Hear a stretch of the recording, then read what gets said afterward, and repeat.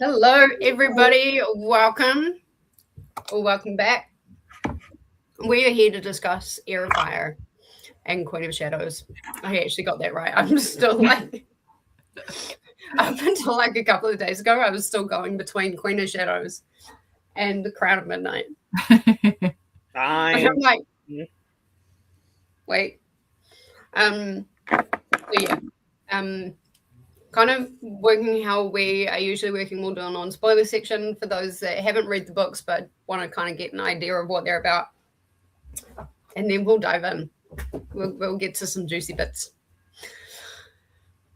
So how is everyone? First off, now I am going to put a poll up later on.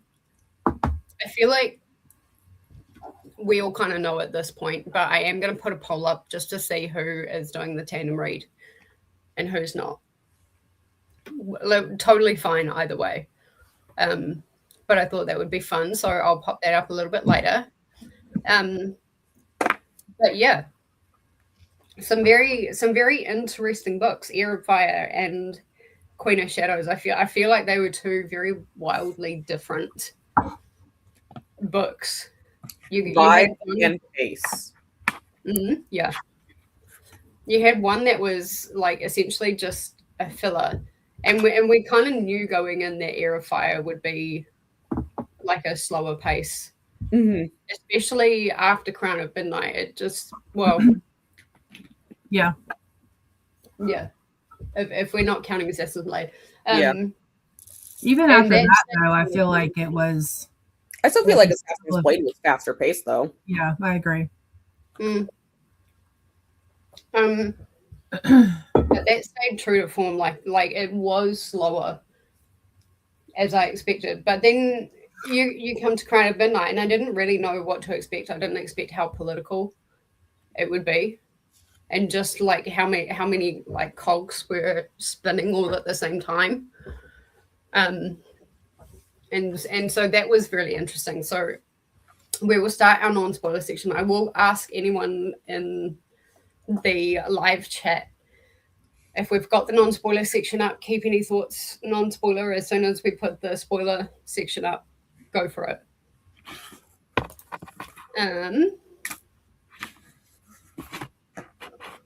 Non-spoilers. Here we go. What does no that no, hang on, let's see if I can make this. Okay, we're just gonna have to stay like that. Me clicking through all my options. Yeah. Exactly. Well, I was gonna do like the one where we've got like us three in the timer, but that doesn't work because that cuts off poor Jen's face. I know. I felt so bad the other night when I was like, poor Lexi was like right in the middle of my comments. It's like you just kind of like go like, that's okay. I can talk over it, so it's yeah, exactly. So non-spoiler section. Lexi, what did you think about Heir of Fire? I mean, it's definitely slower pace, but I didn't hate it. I definitely think this one suffers from middle book syndrome. It definitely doesn't get as much praise. I still enjoyed it overall, though. So, do you have a star rating? I give this one 4. Okay. Because I did still really enjoy it, and I don't mind like the whole training montage, and I really do like Rowan, so I was fine with that. Jen, what did you think? I, in hindsight, agree with Lexi. When I was reading it, I really wanted to DNF it for a very, very long time. That middle syndrome is so real. I mean, probably for the 50% in the middle, I was like, I am dying here.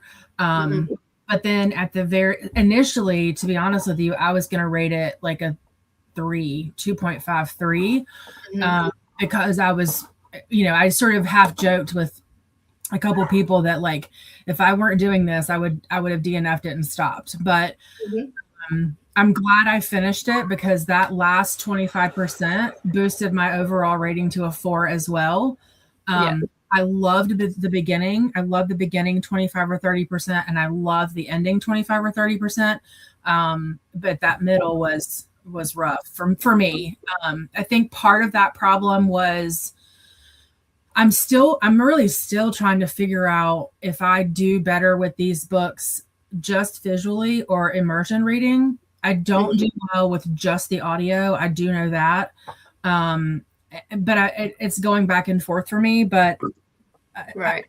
And Corey brought up a good point. Like I really liked Iron Flame because of the political stuff, but this one felt different to me in the political stuff. It just felt like a lot of maybe unnecessary, just a lot of unnecessary words. And so when you guys were saying that it was really a filler book, like I kind of felt better about it because that's how I feel about it. I just couldn't express it that way. But yeah, overall I gave it a 4. I still agree that Crown of Midnight is my favorite so far. But I've noticed that all of her books kind of have that dip a little bit in the middle. And so I was prepared for it with this one. But this one didn't seem, Queen of Shadows didn't seem as bad, but anyway, I'm rambling, but overall I gave it a 4 stars solely because of the beginning and the ending. I'm pretty on par with you guys. I think I gave it 4.5. No, I gave it 4.25. I've given Queen of Shadows 4.5. 4.25 because, like, you're right. It was like very but I quite like the trading, and I loved Rowan's sass was like incredible. And like just the way that he wasn't afraid to talk to her, and he wasn't afraid to like wall her when she was trying to play up and things like that. I like the fact that he just didn't let her hide. But at the same time, it was I didn't connect with Manon. I connected with Abraxas. I have a love affair with Abraxas. Yeah. And it's funny too, because like in Air Fire, I loved the Manon chapters. Like that's truly what kept me going. But then in Queen of Shadows, I know we're not there yet, but the Manon chapters were a struggle for me. But I think another thing that I liked about Air Fire is, the first few chapters we talked a lot about, our first few books, we talked a lot about her immaturity.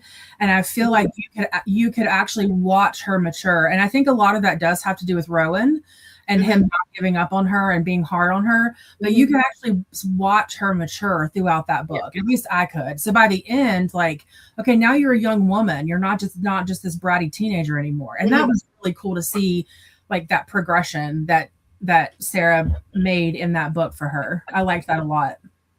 Yeah, I liked being able to see her grow up as well. And then kind of like the end, how she really kind of accepted who she was as well, which we can kind of dive more into a bit later. Lexi, yes, what's your non-spoiler review rating thing for Queen of Shadows? 4.5. 4.5. 100% 4.5. Like Jen said, I really struggle with the Manon chapters, especially like the first 3 or so. I was like, I don't care. I don't understand how this fits into the overall plot. I can see, like, as we got later in the book, how it started to fit in, but the beginning was like, I really don't care at all about this. It felt more filler than anything else. But then as we started to go and like really, I think what was everyone saying, like after chapter, what was it 60? Yeah, 60, 60. 66 was the last breather chapter. I feel like it really ramped up like right around 66 actually. Like I could have easily stopped at any of those points during that. I mean, even I know we talked about it like briefly during like the confrontation that they have. I could have stopped like shortly after that and been fine yet. It was after I hit like 66 though, where that problem came in. So, Jen, where you're at right now, what are your thoughts? The Queen of Shadows.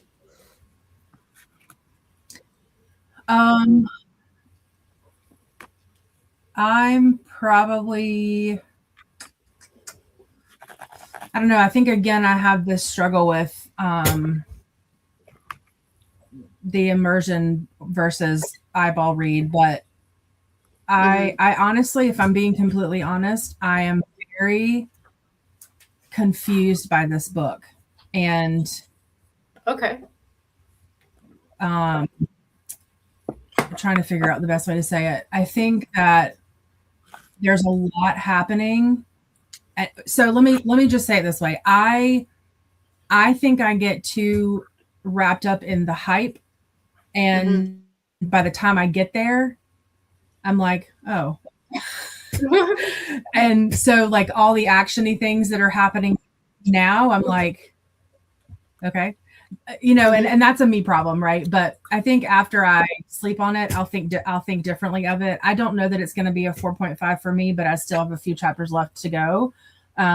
So maybe like with Heir of Fire, I'll change my mind. It's definitely kept my interest though. So it's not, I'm not at risk for DNFing it or giving it a low rating. I'm not really sure where I'm going to land yet, honestly. Do you read a lot of chunky books at all? Like, do you feel like maybe that has to do with it? Like how long the books are? I don't read a lot of fantasy. Yeah, fantasy. My chunky books are like thrillers. My chunky books are thrillers, not necessarily fantasy. And us being back to back to back to back to back. I think my worry is that I'm going to get burnt out, and I don't want to get burnt out because I'm having a good time overall, like even with just the vibe. But so I'm like, I was telling somebody that today, I was like, I was telling Corey this afternoon, I was like, I'm probably not going to pick up the next one until at least Monday because my brain needs a break. My brain needs something other than fantasy for the weekend. And so I don't want to get in this trap where I'm burnt out and I'm like dreading finishing this, or this like the series or whatever. Because I'm having a great time. I just think my brain's tired. Yeah, I can see that. See, like I've always been a fantasy reader. So I don't get burnt out reading fantasy. Like I can sit there and read them fantasy after fantasy after fantasy. Though, or even thrillers, I do have to take breaks in between those because otherwise I'm like, I don't care. And I just don't think I have fantasy stamina yet. Like I want to build that up because especially now, like there's some phenomenal fantasy books out there, right? And so like I want to build up that stamina of reading, being able to read that back to back to back. But I think I've hit a point now where I need a tiny weekend break. But even with Heir of Fire, like after I'd slept on it for a couple days, like I'm like, okay, that was a really good book. I really enjoyed myself. The middle was a lull for me, but it's not one that I can say I will never pick it up again. I just think I needed to process it a little bit. Yeah, I feel like though I just read so many fantasy because like that's what I started out reading. As like first grade was fantasy. Oh, okay. That has always been like my bread and butter for reading. And then I do read a lot of Stephen King, so I feel like anymore like I'm very immune to the chunky, wordy, where are we going with this? That I'm like, yeah. But like Stephen King thriller, I have no, like his chunky thrillers, I have no problem with. Like I think it's because it's fantasy, and I was saying to her, I don't think it's a chunky book issue. I think it's fantasy. Like I'm just not used. I don't have this stamina built up for fantasy yet. If you don't have the fantasy stamina, definitely don't read any of Stephen King's fantasy like horrors. Because I'll get there. Like I want to go on for tangents. I'm just not there yet. like 100 pages, and you're like, what just happened? You'd be okay with Fairy Tale. That I feel like is a really good introduction to his fantasy. That one is, although there is a huge chunk of Fairy Tale, very, very specifically, like there was 100 pages where I was like, did we just read 100 pages of him in a dungeon? The same. But yeah, I think what you're saying about like the where was it going type comment, that's what I felt with Queen of Shadows. This book in particular was engaging, but it was really hard for me to read because there were so many like red herrings and like plot points where she'd introduce something but then she'd explain it later, but like when things happen you're like, what? And then you should go back and explain it, but like it just kind of gives you a bit of whiplash. So yeah, if I had to describe this book, I would call it whiplash. I think one thing that Sarah J. Maas does really well is an origin story, and I think she did that quite a few times in Queen of Shadows, and I really did enjoy that. Because I like knowing, like one of my favorite things is a villain origin story. So like the people in the beginning, certain books that I'm like, why are you here? And then you hear their like why they are the way they are, and you're like, oh, I'm sorry, I get it. I would like a full like novella of the Kings, like villain origin story. Yeah, that would be phenomenal. We have to come back to that comment. Especially with, I know, with the ending of Queen of Shadows here, that would make an awesome like short novella. It really would. Let's say hello to people. Hi Corey, how are you? I'd love to hear, like, if anybody in the comments, live or not live, I'd love to hear your thoughts as well, your thoughts, your theories, and everything else.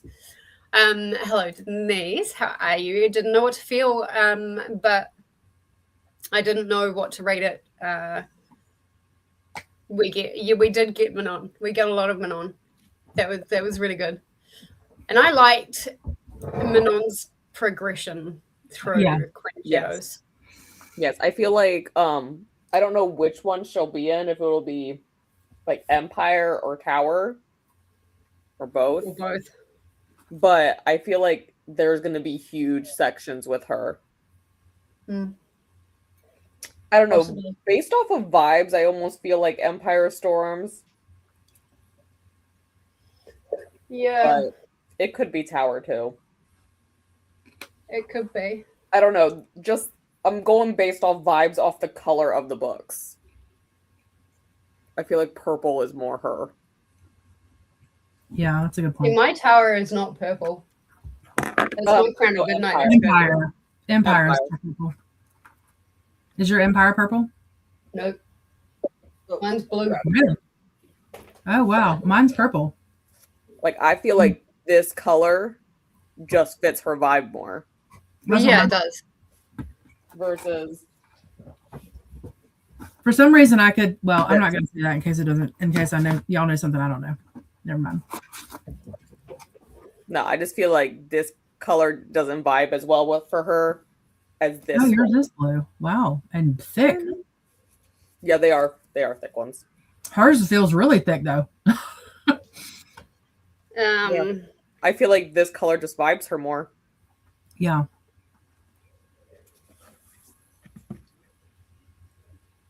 This is 689 pages. You know, I'll just keep these out because when we go into a sprint, I'm just going to tab these books is what I was planning on doing today. Oh, that's a good idea. I forgot we talked about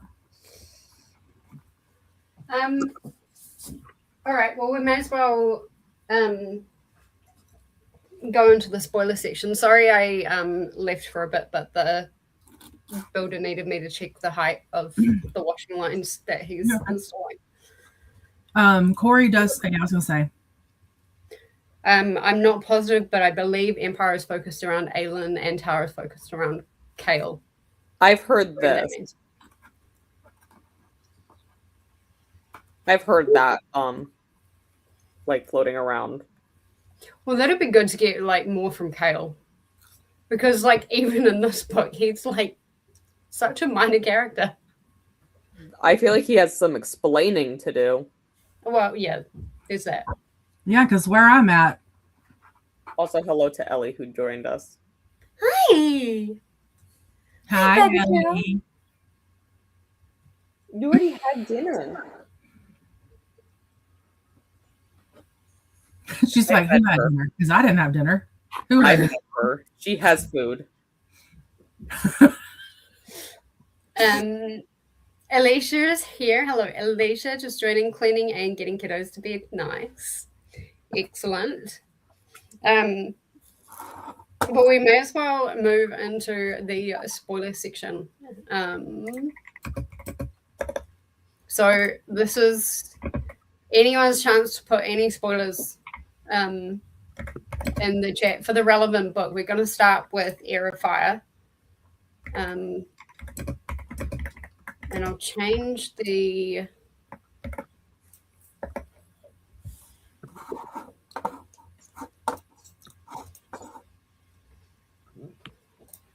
How do I change it?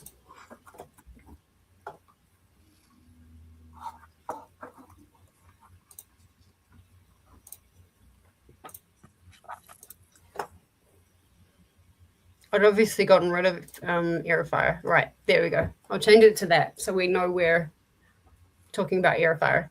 Oh, that's smart.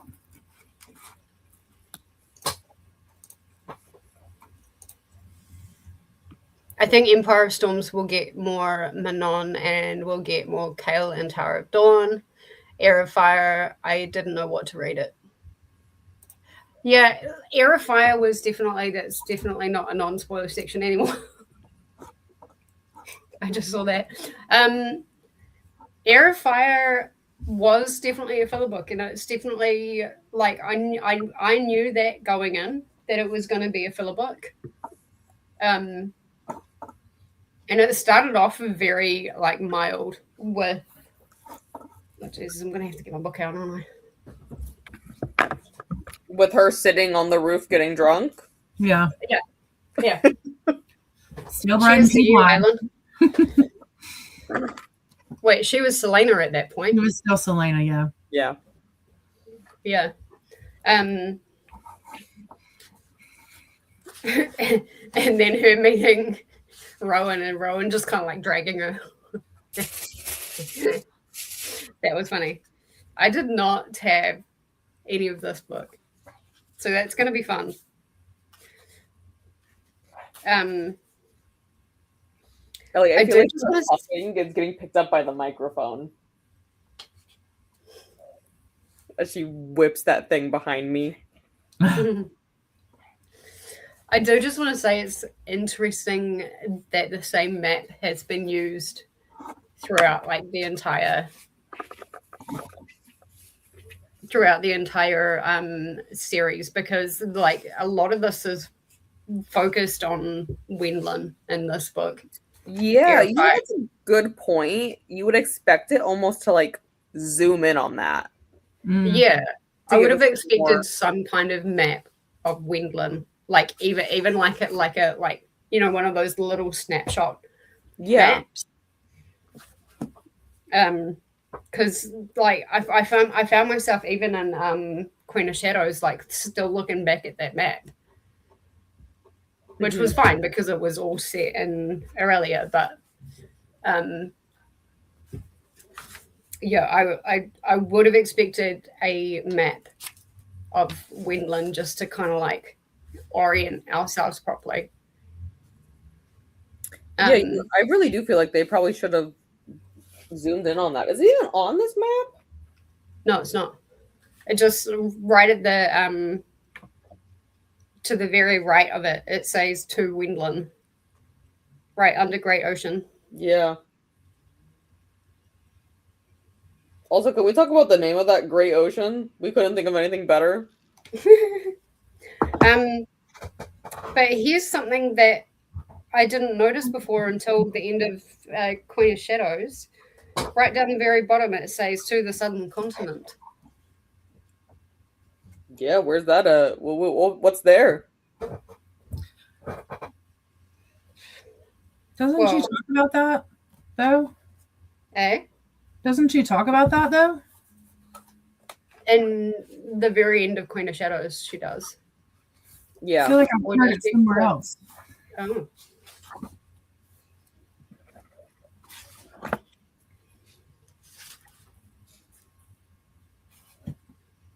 But yeah, I mean, the start of Heir of Fire, I was starting to get really pissed off with Selena.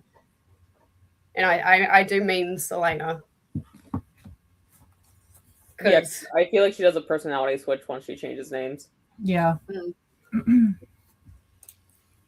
But it almost feels like to me like she locked that other part of herself away. Mm-hmm. And so then once she recognized like her like path, I guess we'll say, it was like a complete switch. I think we really saw, like, I keep saying that Rowan was going to be the one to like make her grow up, but I think we really saw that shift when she got, I guess, kidnapped. It was the Valg, right, that kidnapped her and changed her up and like did something to unlock her memories. That's how we got the flashback of who she was, what really happened that night. Yeah, I think that's when she really, like, that's where the major shift happened. and I guess it kind of makes me wonder though about that was it like locked away because of some kind of magic, or was it like some kind of PTSD type stuff? Yeah, well, that's a good question. Part of me thinks PTSD because that's but well, I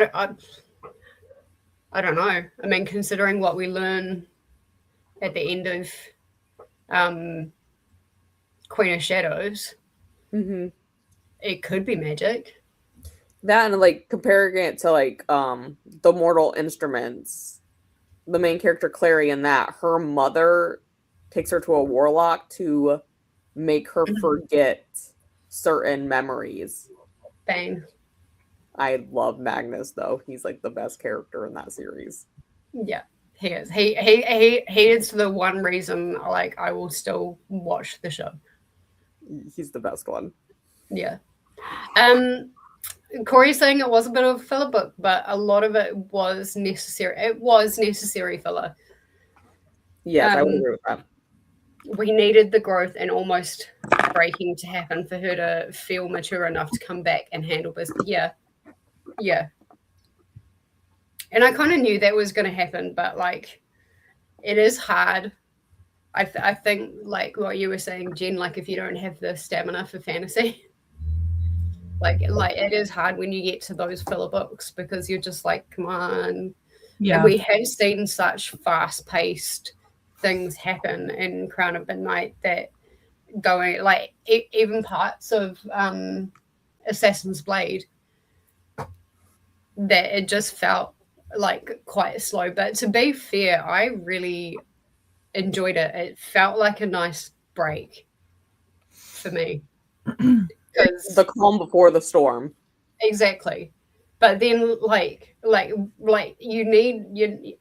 needed a break after I know we'd read Assassin's Blade, but I still needed a break after Crown of Midnight. Yeah. And you know, some people do read Heir of Fire straight after Crown of Midnight. And so like it's a nice breather. And it was some really good character development, especially for Selena / Aelin.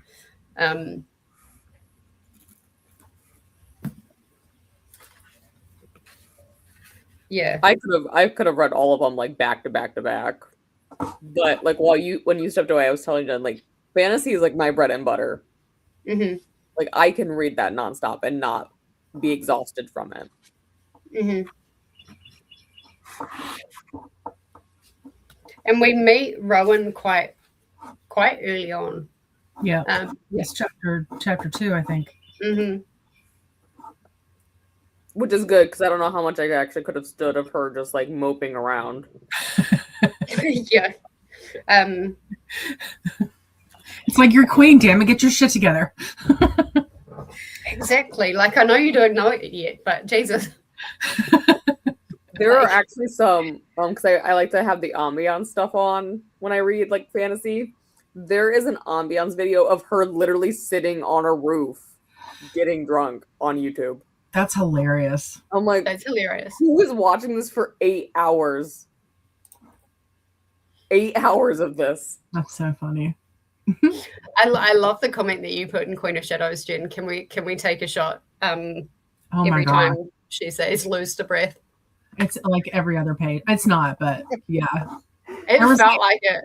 It did feel like it. There was when I put that in there was like a couple of chapters where within those couple of chapters, she said it like 2 or 3 times, and I was like, God, I'd be drunk by now. I mean, I probably wouldn't be drunk, but I understand the sentiment. Oh, goodness.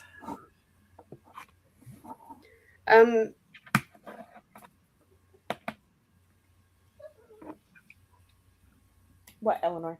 So what do you guys think is the significance of Manon having 13 witches with her?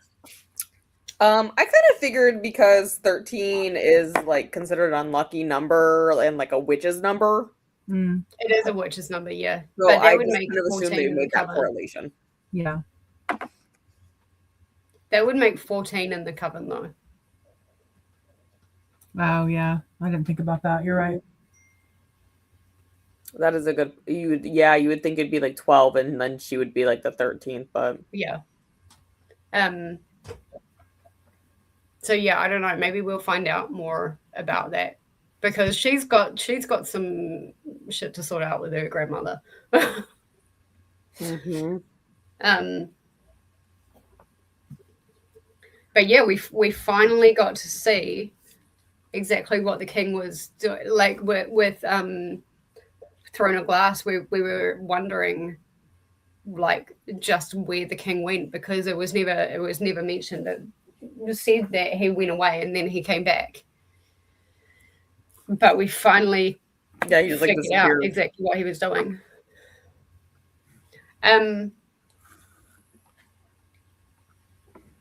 This may be jumping ahead a bit, but kind of talking of the king a little bit. Did it mention in any of the books, like, did anyone remember if it mentioned any of the other books that he was wearing a ring? I tried to keep track of that after you had mentioned, like, with Akatar and rings being important. But I'm not going to lie, sometimes those details... Maybe that's the first time I saw about the ring, because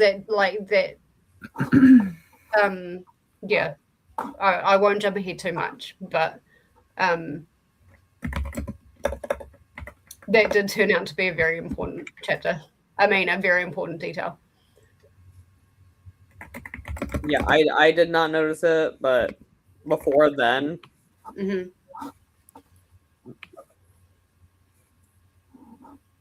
But I mean, I suppose it makes sense that it probably would just be an important detail. I feel like that's, in fantasy books, I feel like that's common in, like, nobility. Mm-hmm. Yeah. I kind of clicked on, though. Like, I'm quite proud of myself. I like it. I didn't quite get there 100%, but I'm quite proud of myself. I do like making theories. That's like one of my favorite things. Yeah. Mm-hmm. Yeah. And we've seen some of the weird ass theories that you know what though? Some of the most outlandish ones though are the ones that come true. Mm-hmm. I'm still, if you guys haven't seen the Crown of Midnight discussion, go watch that. But I'm still sticking with my theory about Sam. I don't know that I don't know. I'm getting kind of I'm feeling like that, like he might just be gone.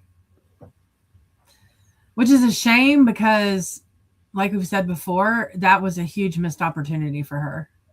Massive. Okay, but what if they bring necromancy into it? Oh gosh. That sometimes plays a role in fantasy. That's an option. That's a very valid option.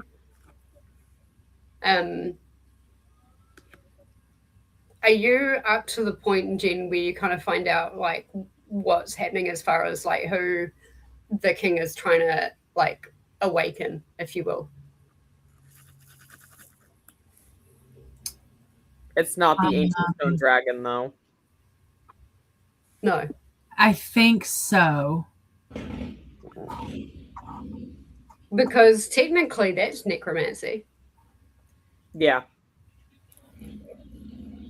Now that you mention necromancy, I'm like, well, yeah, that's kind of exactly what it is.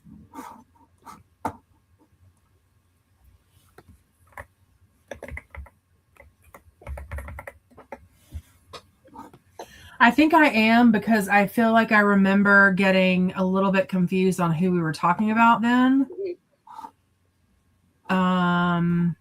So I think I am. You're at the part right where stuff happens with Kale, right? Yes. I put something in the private chat about that, but yeah, that's why I'm saying I had seen that, like that right there. I'm just past that, I think. So I think you have been told. I'm pretty sure You're like in the middle of it then right now. Well, you've been told like who it is, but like it's in the middle of the whole confrontation. Yes. Yeah.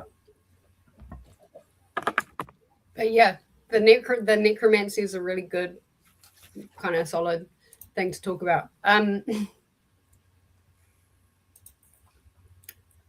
Denise didn't notice about the ring, I'm guessing.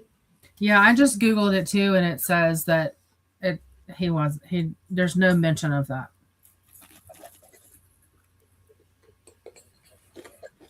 I just want to say I tried to search when it mentions the king wearing a ring, and I typed where's the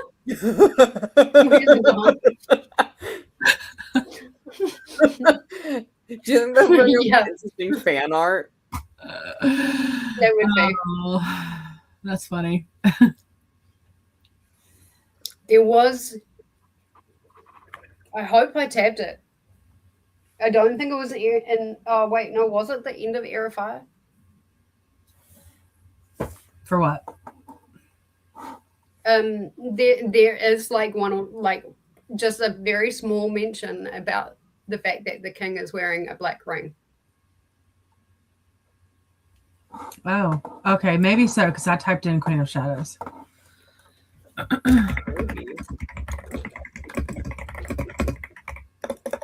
I know I mentioned it. For me to have mentioned it in Discord about rings. Yeah, but was that back during Throne of Glass or Crown of Midnight? No, that was later. That was either Heir of Fire or this one. For me to have actually mentioned it, it had to have been mentioned in the book. For me to run with that theory.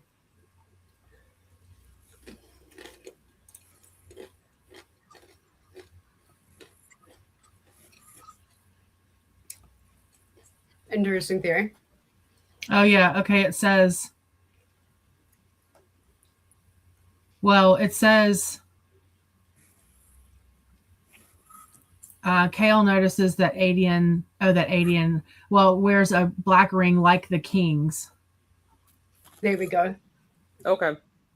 That little sly mention in there. Yeah. Okay. I'm glad I wasn't just like out of left field. Yeah. Denise saying I think Sam might come back so Alien can say goodbye. This is also another theory, because I know we have like the ghosts that helps her in Throne of Glass, but also come back like a spirit. And then Nehemia. Mm-hmm. Yeah. And so maybe Sam can come back in that way as well.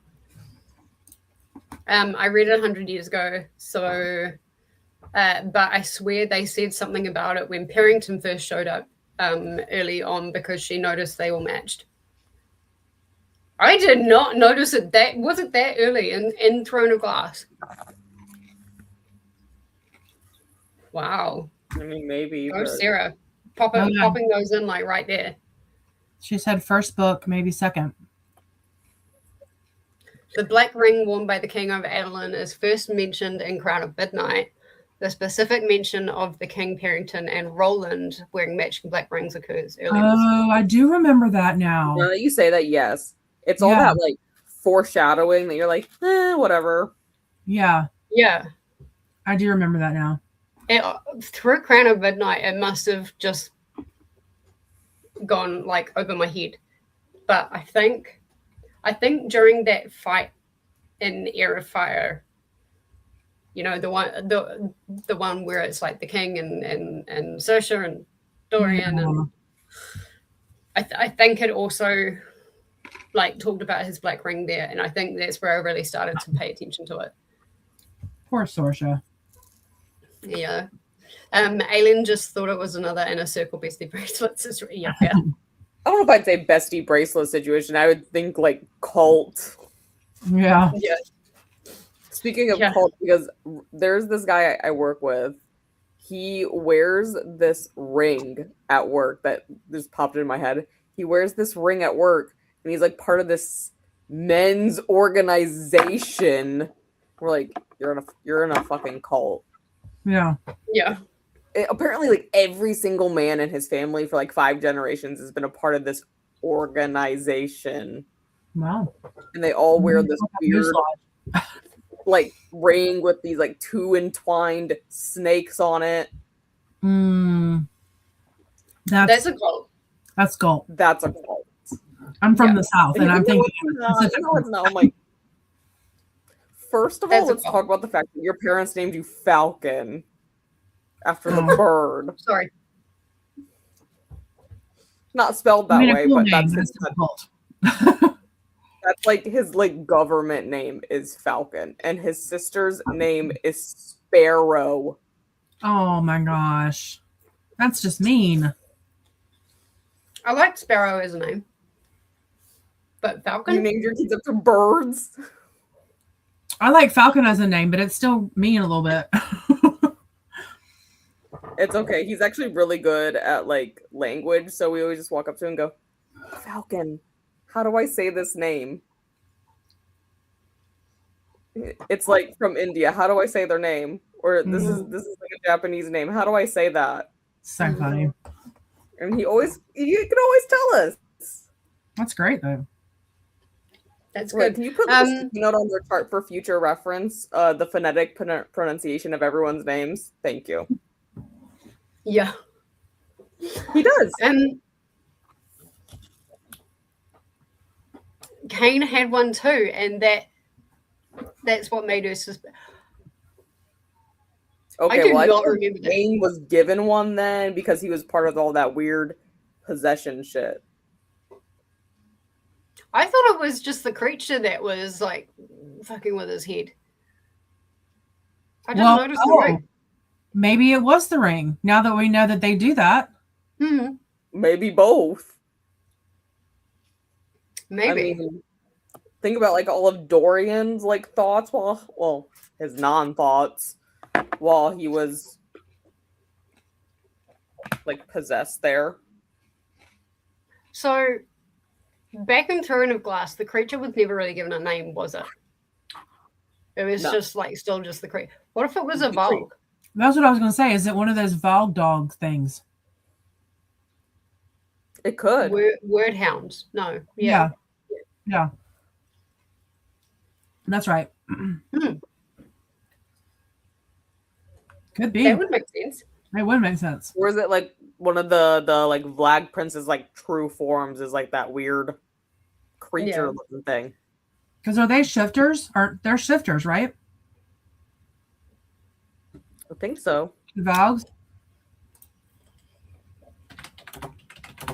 I feel like when they were talking about, in my head, her name is Listeria, and I know that's not her name, but there was something else that she was talking about being a shifter. What's her name? Lysandra. Thank you. Y'all were just gonna let me go. Listeria like a bacteria. Listerine, Okay. Listeria. Actually, that'd be really funny just to put Listerine instead. All right. It's saying on this Volg, the Volg are a race of powerful and malicious demons. True Volg are parasites. They possess humans and feed off them, effectively killing them. They can be removed from a host during powerful healing magic, which destroys them. I don't know. I feel like that'd be a creature.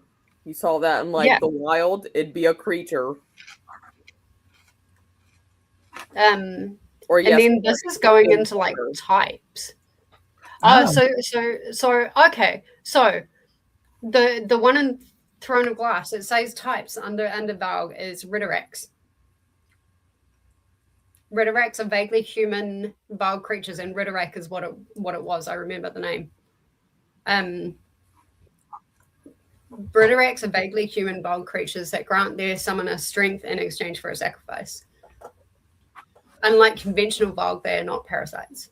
So yes, that answers that question. Yes, the creature in Throne of Glass was a Valg.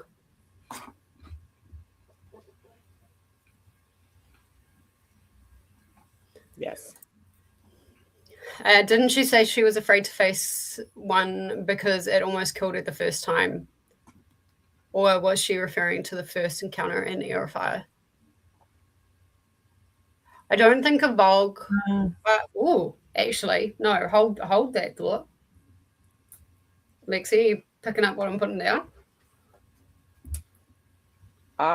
She wouldn't have known at that point.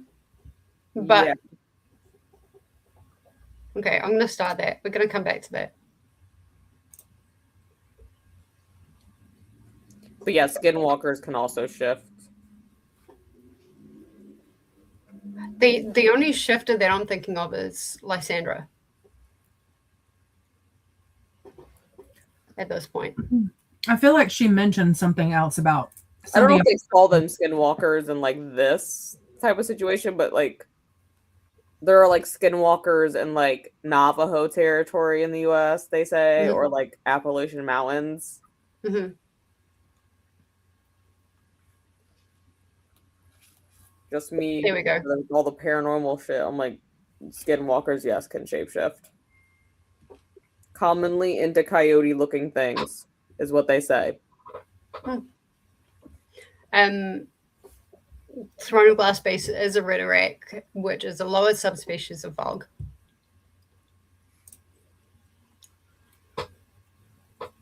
Wasn't it? Did they actually call them that though? That they tricked into killing a Volg.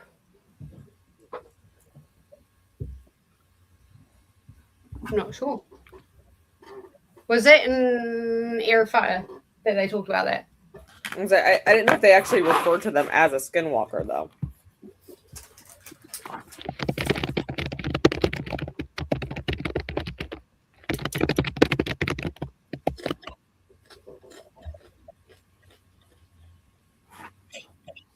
Oh, I guess, yeah. Yeah, it says. Chapter 47. In which one? Heir of Fire? Yeah. Appearing as ancient creatures that hunt in the forest of Wendelin and Mistward. Appear as naked humans with extreme speed. Okay, vampires.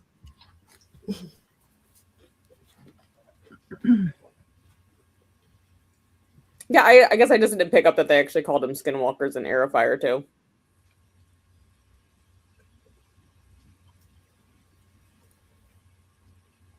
Oh, that's confusing. If you're apparently reading the German version, they also call them Gestaltwalder, which is shapeshifters, but not to be confused with Lysandra. Okay. Can you just imagine like a whole bunch of naked running at you at top speed? I don't even know how you'd be scared in that situation. You'd just be like more confused than anything. Like, what the fuck is happening right now? They'd probably be able to kill me because I would just be like, what is happening? Yeah.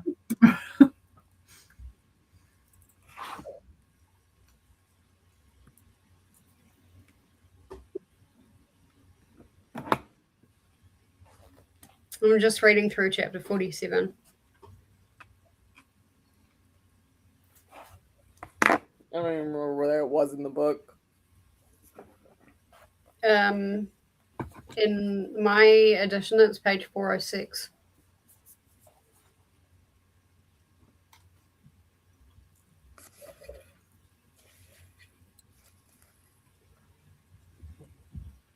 Oh, look, it matches up in mine.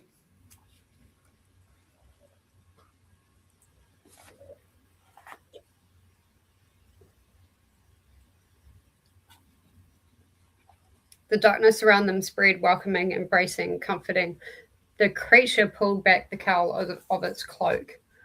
The face was young and male, unearthly perfection. Around his neck, a talk of black stone, word stone, she vaguely recalled, gleamed in the rain. This was the god of death incarnate. It was not with any mortal man's expression or voice that he smiled and said, "You."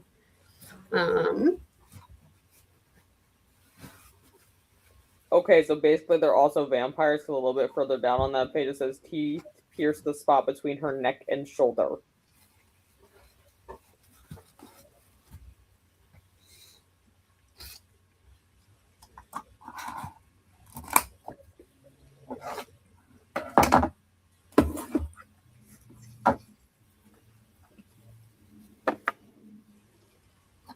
I'm trying to find where it actually says.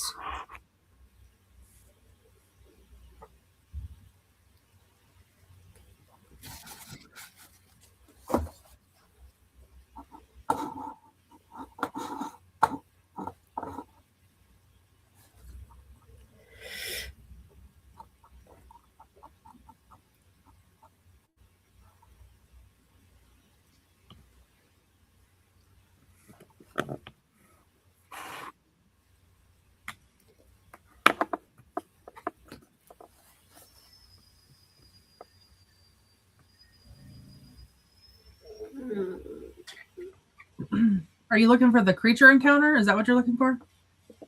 Or for Yeah, the I've got the creature encounter, but it doesn't say anything about Skinwalker at the moment. It just is, again, it's just calling it a creature.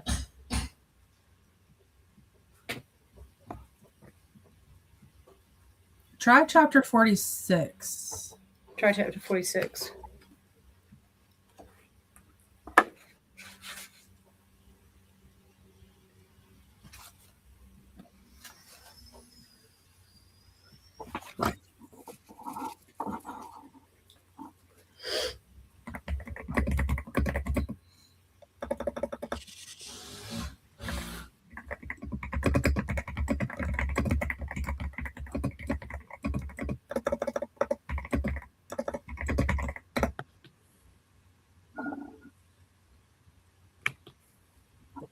Oh, actually, it says the Skinwalker is mentioned in chapter 12.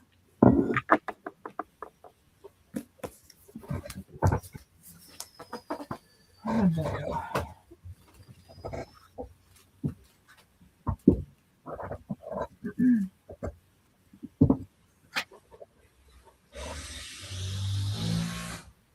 That's a Manon chapter. Yeah, that's what I was just looking at. Well, that's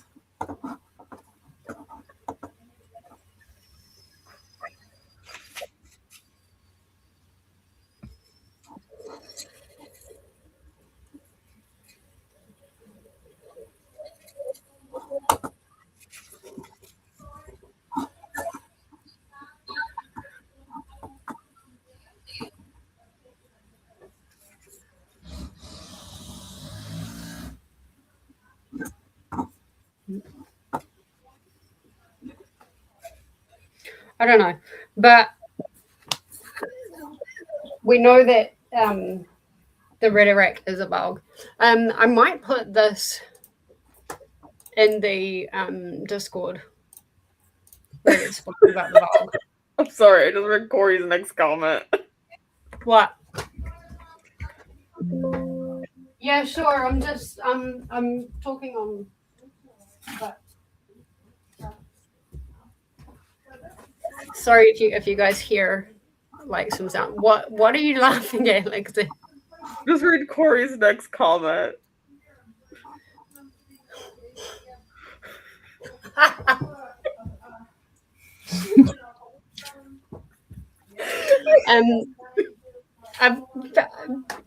Look, Corey. You're gonna be getting some judge you. ads. Yeah. Oh my gosh! Can you imagine? You're okay. The ads. Yes. True. That's a nice call list. Your FBI agent right now watching this. Yeah. I was thinking like dirty call list. Oh, yeah. Excuse me, ma'am. Looking for shapeshifters near you tonight.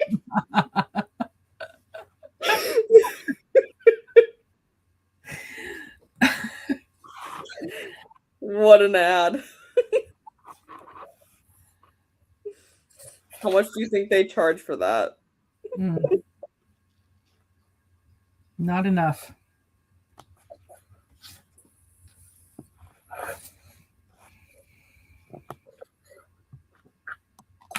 Kelly girl, you can come back. I just have to shift my knee because you were sitting on it weird. Come here.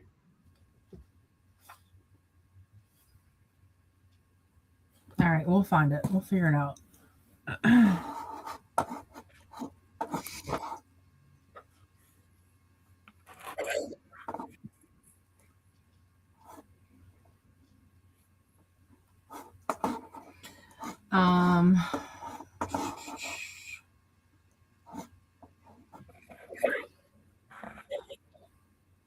Okay, chapter 22.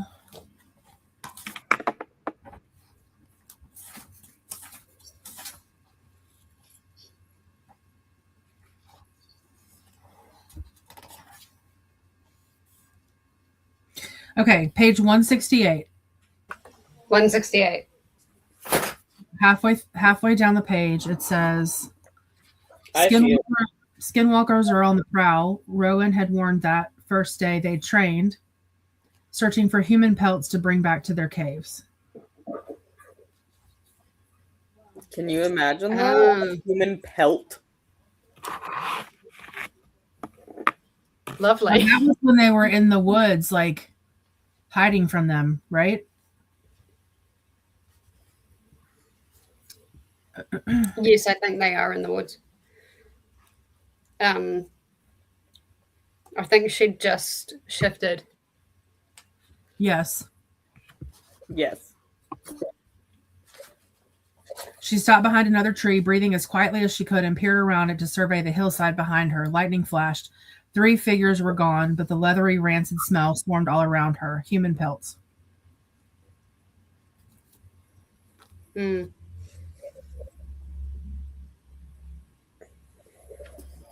that's weird calling them pelts. Ed Gein right there. Gross. I love this though. But yeah.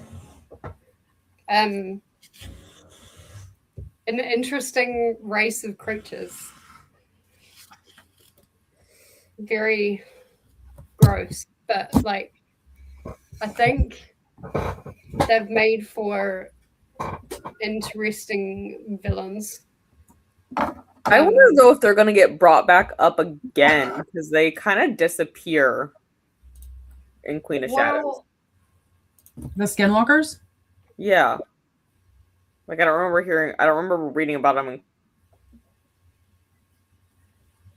We've read about the spiders. We've read about the Okay. I just kind of spoiled myself a little bit. So maybe I won't post this in the Discord until after the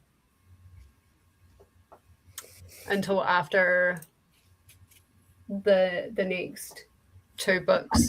But there is one other species of Vogue that we haven't been introduced to yet that comes in. At least I didn't spoil myself on like the whole lineage line. I'll say like on book 1, here are all the creatures you'll see.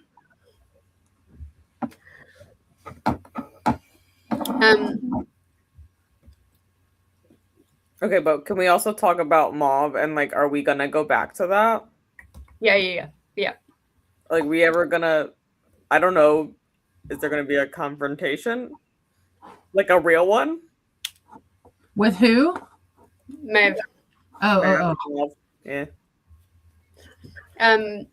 Man, she could be a good villain. She's so manipulative. I still want to know what exactly, though, Aylin's parents did 10 years ago. Like, what exactly did they do?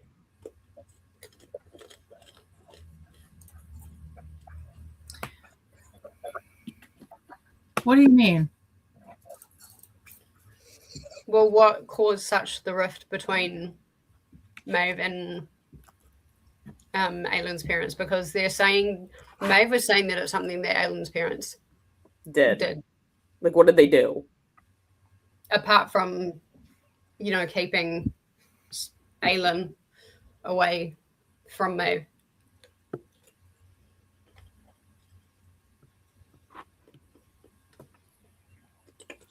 Remind me how she correlates with Manon. That's the grandmother, right? No. Maeve doesn't correlate with Manon. Oh. No. That's like another one of them. They each own like a territory. Oh, right. Okay. Right. Okay.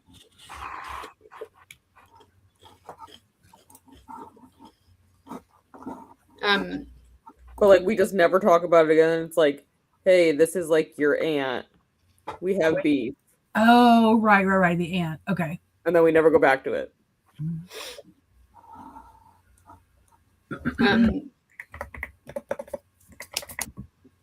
But I love what she did. I love what Aylin did to Maeve. I do agree with that. She doesn't forgive or forget. I think she'll come back. I think she's like gone quiet and she's biding her time. But I think she'll come back. Maybe she'll make a reappearance in these next 2 books. I wonder if she'll make an alliance with Parrington. I could also see us having more confrontations though between Manon and Aylin. And like those 2 forces. Yes. I could also see that.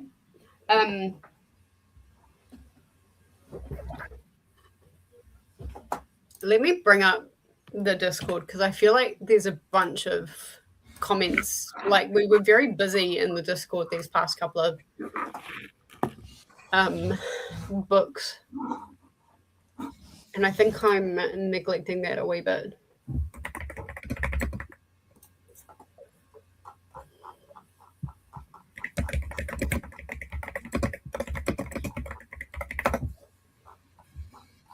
My God, we were very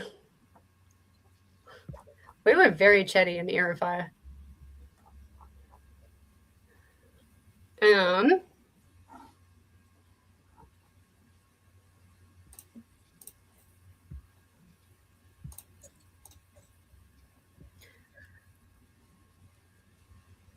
I have not seen Hamilton, so I cannot answer this.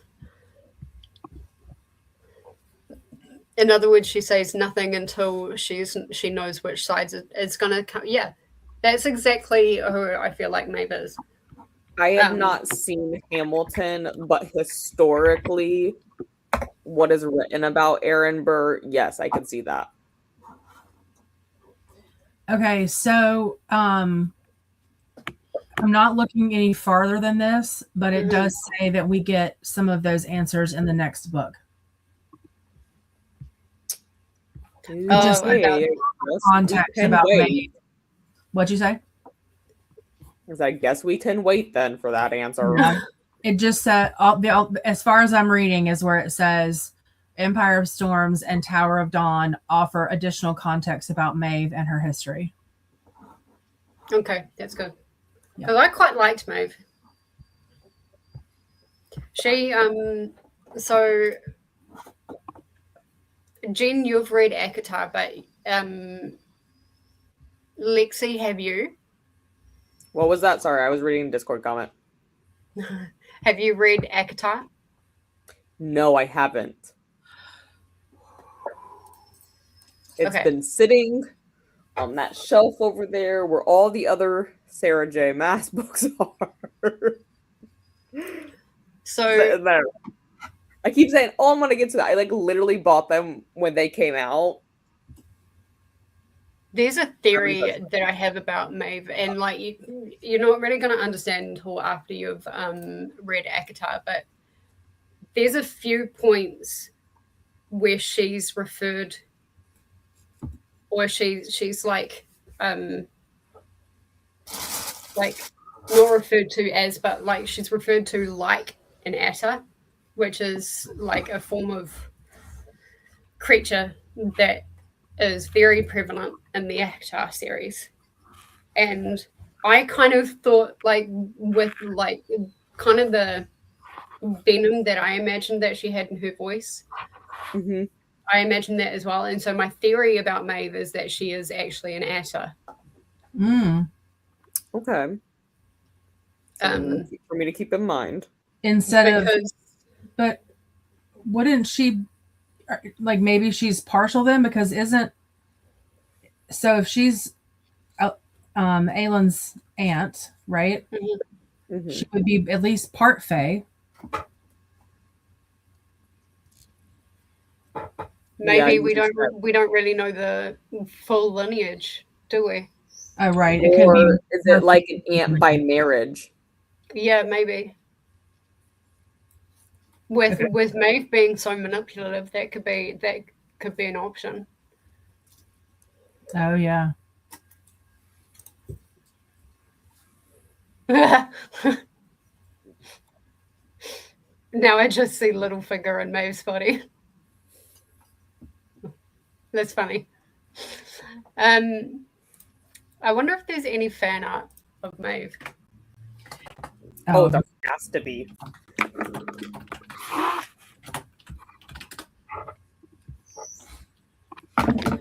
I'm still tripping out about my fan art with Manon.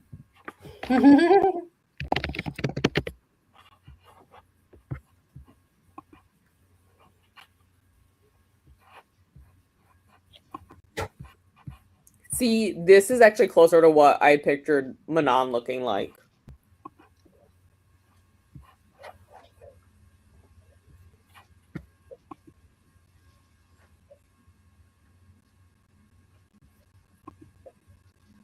Have you frozen, Lexi?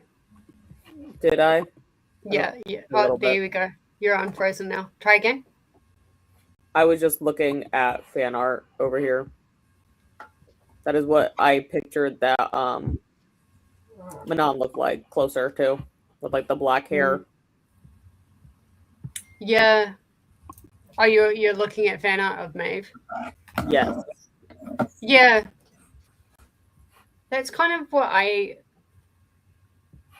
imagined. I thought Maeve had red hair.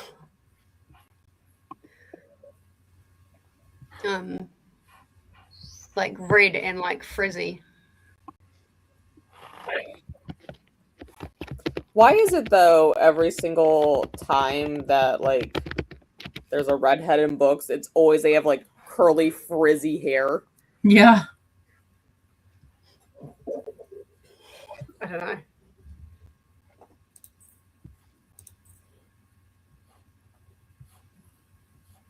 Corey. How far did you spoil yourself? I'm assuming it's just for the next books. But I'm not gonna Google With, like, anything. fan art? 'Cause I just scrolled through like the first 2 rows. I don't think she was looking at fan art. I think she was looking for something different. I was like, I've with just been fan art? looking at Like, yeah, fan I just was looking at the Google images real quick. Only because she texted me in a panic just now. You are too. I mean, yeah, I'm not going to Google anything. You know my theory. My theory is that she is an adder, or at least she's part adder, because she's been referred to like an adder, like her laugh was adder-like, and there's lots of references to an adder with regards to Maeve, and so yeah, that is definitely kind of what I'm thinking in regards to her. Which would be really cool, because that's like a cross, well, not a crossover, like I guess the creatures could exist. I mean, Like- that would make sense to have like a slight crossover between the books. Yeah. Just knowing that like Crescent City and Akatar have a little bit of a crossover. Mm-hmm. A little bit of a crossover. Yeah, there's a lot of a crossover, I hear. I've actually only read the first Crescent City book, and then I was like, you know what? I actually need to go back and read Akatar because I don't understand half this. Well, you can read Crescent City 1. Yeah, that's what I did. And I mean, it's not like I didn't fine. understand, but then I know people said there was a like the crossover in 2. Mm-hmm. At the So, very end okay. too, but like you can read 1 just fine. Technically it's a different world. And then Corey said like 60% of Crescent City 3 is Akatar main characters. Yeah. Yeah, so I actually only read like 1, and then yeah, I had seen people say there's like crossover / spoilers for Crescent City 2 with Akatar. And I was like, I should probably go back and read that then, huh? Yeah. Oh, I'm excited for Crescent City 3 then. I know that made me excited for it too when she said that. It'd be really good if Maeve was an adder, because like that is like a little something to tie Throne of Glass and Akatar together, because like yes, they're like different continents, different worlds. That, and I feel like if you look online, there is a lot of discourse on which series you should read first. Like I have seen that. Like there's a lot of discourse on whether you should read Throne of Glass or Akatar first. Well, I think there is like, as far as lore, there is a chronological order that you should read it in if you want the most lore accurate.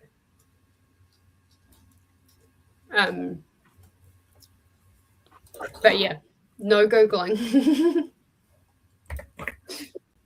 I stopped Googling. I'm off the Google page now.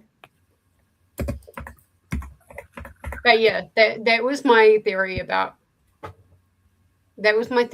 Maeve. Like she just kind of gave that evil, but like just there is crossover there. Yeah. Just the way she acted and like how slimy she was.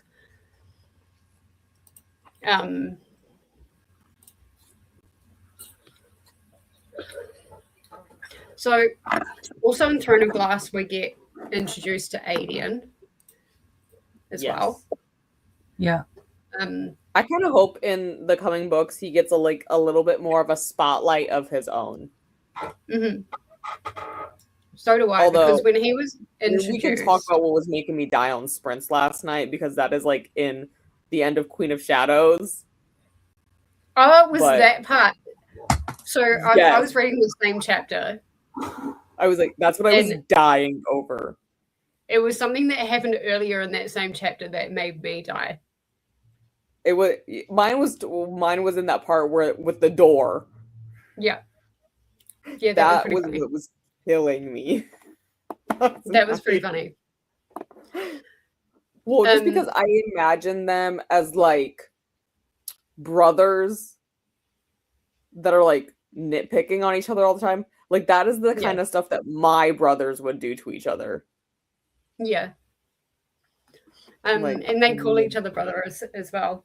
But when he first got introduced, I didn't really know what to think of him, and I didn't really care about him as well. I was like, oh god, another person introduced, another person I've got to try and like keep track of. But he definitely kind of throughout the books has kind of piqued my interest. And there's something like later as we go, there's something, if you put, not that you've actually read Akatar, but like I'm sure you know, like Reese and his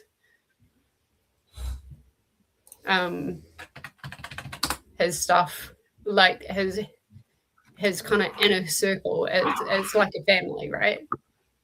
So I can almost see Aelin as Reese, and then I can almost see Aedion and Rowan as like Cassian and Azriel, which you'll get to meet them. And then you've got like Lysandra as probably more. And so I started seeing those, and I started seeing possibly how Reese could have built his inner circle and like the beginnings of that, and that was really cool for me to see. And so I quite like Aedion as a character now, but like I just didn't know what to think of him. I didn't know what side he was playing. That I do feel like it's very like up in the air in Heir of Fire. Like, is he like secretly plotting against the king, or is he on the side of the king? Like, whose side is he playing? Like, is he really such like a loyal servant in general? Yeah, exactly. And I mean, it's not until like probably the end of Heir of Fire really where you actually get to see where his loyalties really lie. Was it the end of Heir of Fire or the beginning? No, it was the end of Heir of Fire. End of it, I think. Yeah. But there's also like the comment, and Denise has it in the Discord for like chapter 3 when we're introduced to him, that he has like a really bad temper. Yeah. Is this really a man we want as a general who has a bad temper? Yeah. Not like, oh, he's like a really good strategist. No, he has a temper. Like, I don't know. I feel like you'd rule too much with your head. Like, you wouldn't think things through. I think Aedion under Rowan's kind of non-bullshit regime, if you will. Although I think Aedion has like grown up a lot. That too, but I also feel like, especially in the beginning, there was a lot of butting heads with Aedion and Rowan. Like they're both like significant, like pretty, I guess what's the word I'm looking for? Proficient fighters in their own rights. Like they're both like, I'm the leader. Yeah. The pissing matches between them. Yeah, the pissing match that they're having nonstop. Like I'm in charge, and that was funny. Like, that is where we're at with those two. Even now, I think Aedion's starting to realize like where he is in the court. That, but I still like see points where he's like, "No, I'm gonna do this instead."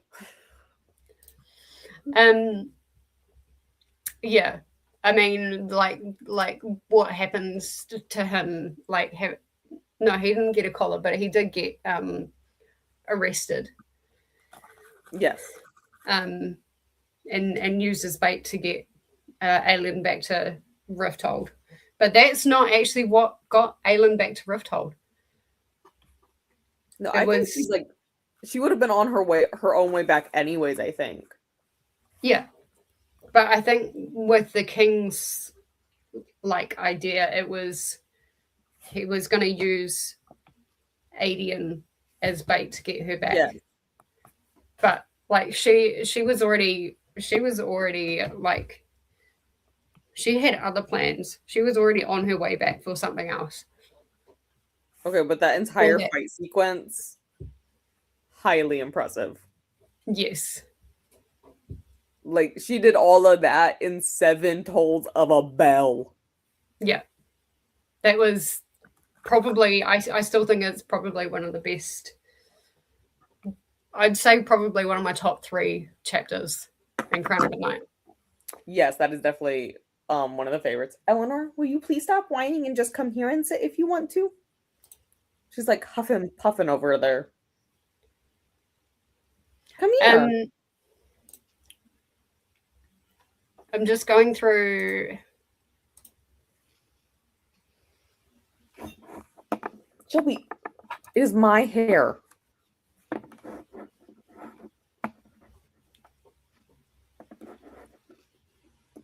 Yeah, like I was just scrolling down through some of the comments to like touch on stuff we haven't.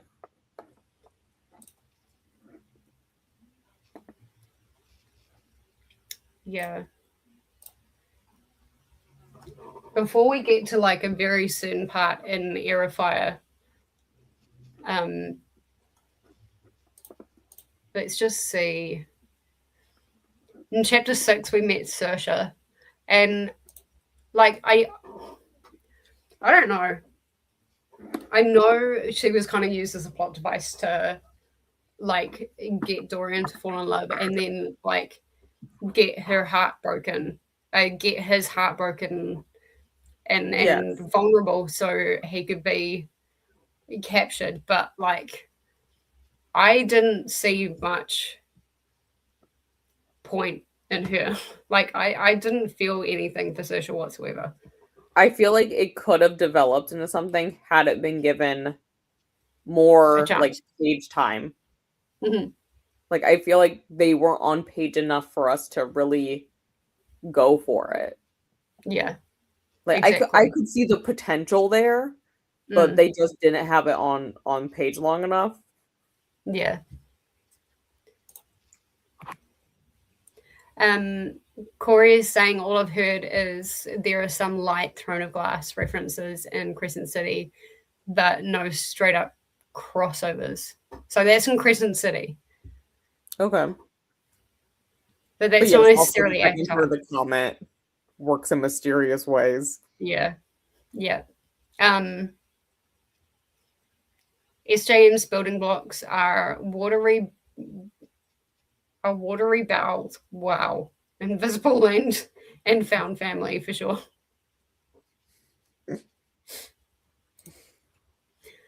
Yep. Scenes like that are what's going to make me reread when the graphic audio is. Yes. Oh my God. That would be a hell of a scene to do on graphic audio. There would be a lot going on.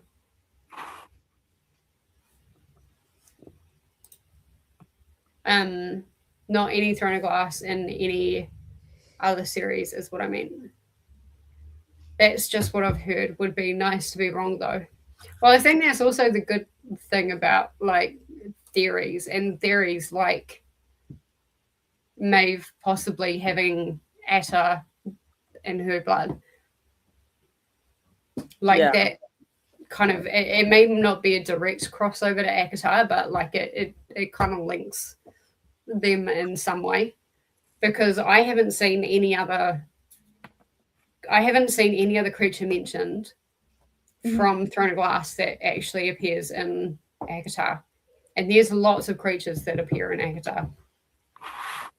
Oh yeah, I feel like any fantasy book is going to have tons of creatures in it of some sort, but yeah, the fact that the Atta was mentioned in Throne of Glass, the fact that you're finding such similarities between 2 books that are like not technically related.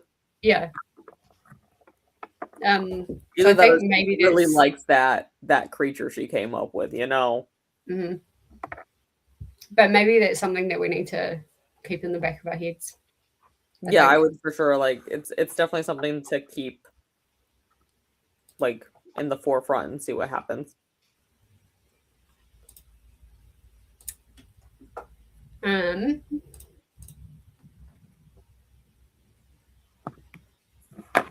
Chapter 8, the name she tried to forget. This tells me she absolutely knew who she was.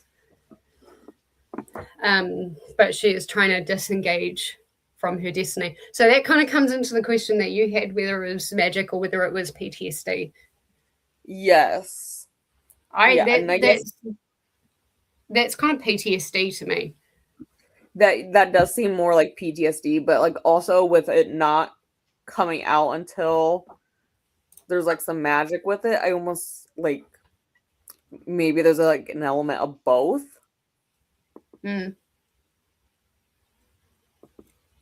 Love this comment. To be honest, I wouldn't be surprised if SJM just leaves windows open in case she changes her mind later. Fair. You want to come sit here, Elle? Look, I'll make a spot for you on the blanket. She's like down here, like whining. Oh yeah. Here's another theory I had about Maeve. And like this is a faith thing, right? Yeah. We see this with Reese. With the powers that she used to get inside, was it Rowan's head? Where she actually like mentally got him to kneel down. Yes. Reese has that same like and like they mentioned this is what in chapter 8. Right, oh yeah, right. There was mention about a like talons in his head.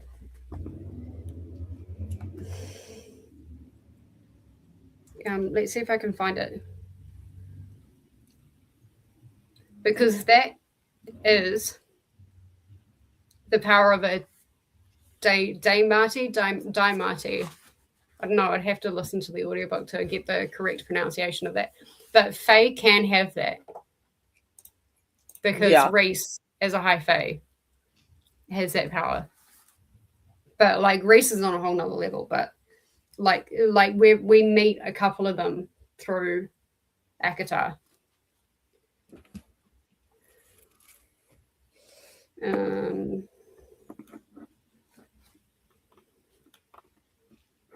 Let's see if I can find it.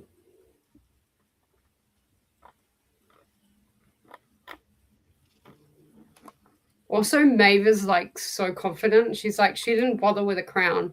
And Selena supposed she didn't need one. Every creature on Earth would know who she was, what she was, even if they were blind and deaf. Maeve, the face of 1,000 legends and nightmares.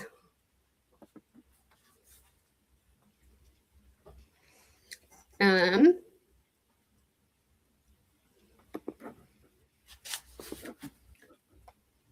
on, I'm just going through chapter 8 to see if I can find it.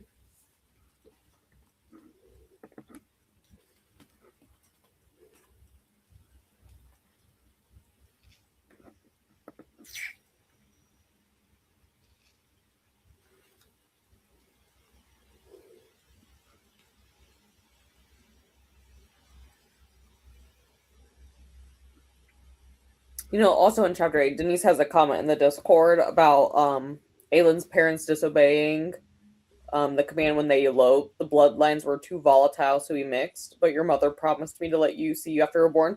Kind of makes me wonder what exactly both bloodlines were that mixing them would.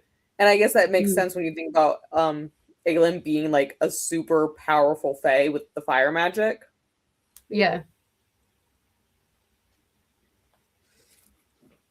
Because it seems like they were like searching for her. Like there's something they want to use her for. Yeah, I just got to that part. They broke my laws, your parents disobeyed my commands when they eloped. The bloodlines were too volatile to be mixed, but your mother promised to let me see you after you were born. Like, what was so volatile about like both of these lines being mixed that we were concerned about? So that obviously means like both like between Aylin's mother and father. Yeah, I'm assuming.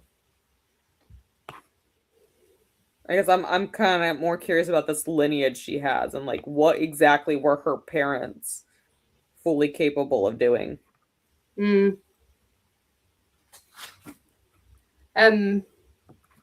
Well, as Jen said, the spoiler that she got back in Throne of Glass about lineage comes up when in Empire of Storms. Yeah, it's not her though. It's not Maeve. No, it's not Aylin's lineage. Okay. Sorry, I had you guys muted while I was taking that call, but I assume that's what you're talking about. Yeah, we were just like going through the Discord, through the comments there, and bringing up those points as we went. I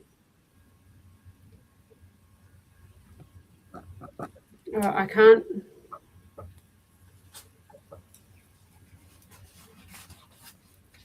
I can't find it, but there is something in chapter 8 where like Maeve essentially gets inside, or she tries to get inside Selena's head or something. She does something that was very like Reese and his powers, and reminded me very much of in Akatar when he was getting inside Tamlin's head and Lucian's head, like while they were trying to hide Feyre.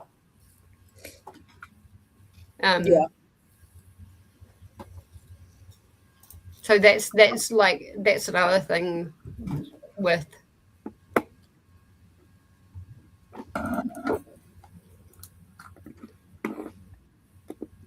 and I love the fact that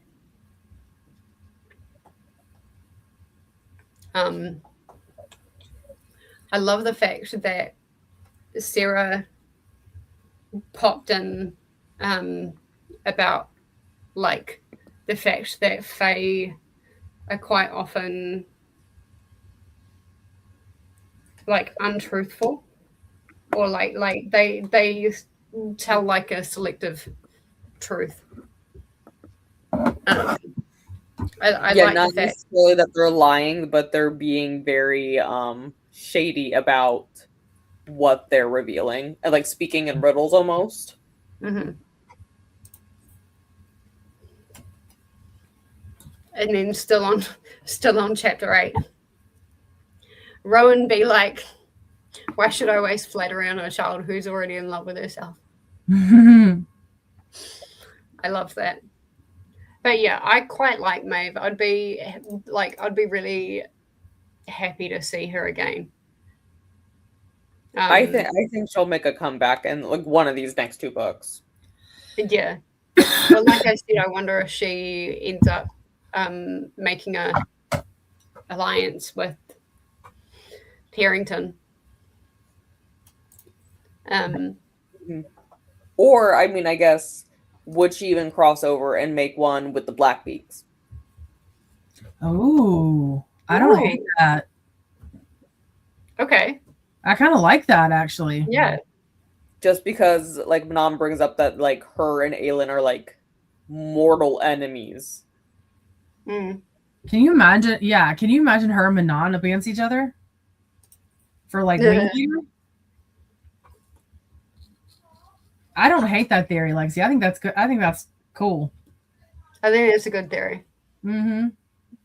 It's definitely something to keep open. Yeah.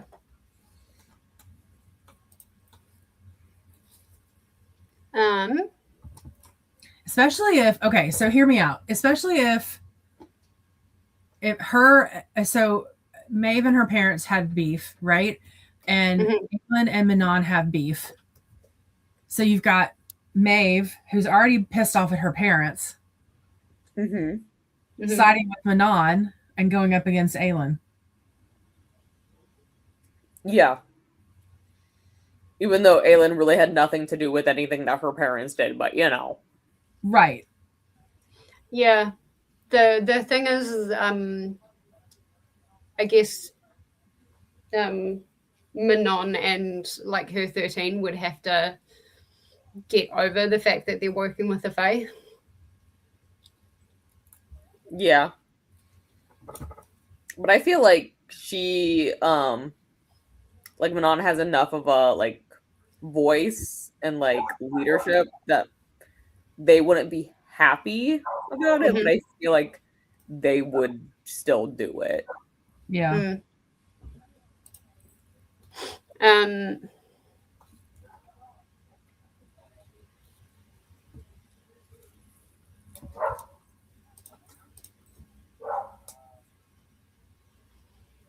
then I had a theory about the blue blood matron from like connecting it to Akhtar or Mist and Fury onwards for one of the priestesses, and like just the way that she was described and like what she wore made me wonder if there was a bit of a crossover there as well, like a very small one. Tall and willowy, more priestess than warrior, she wore the traditional deep blue robes, and a band of iron stars circled her brow.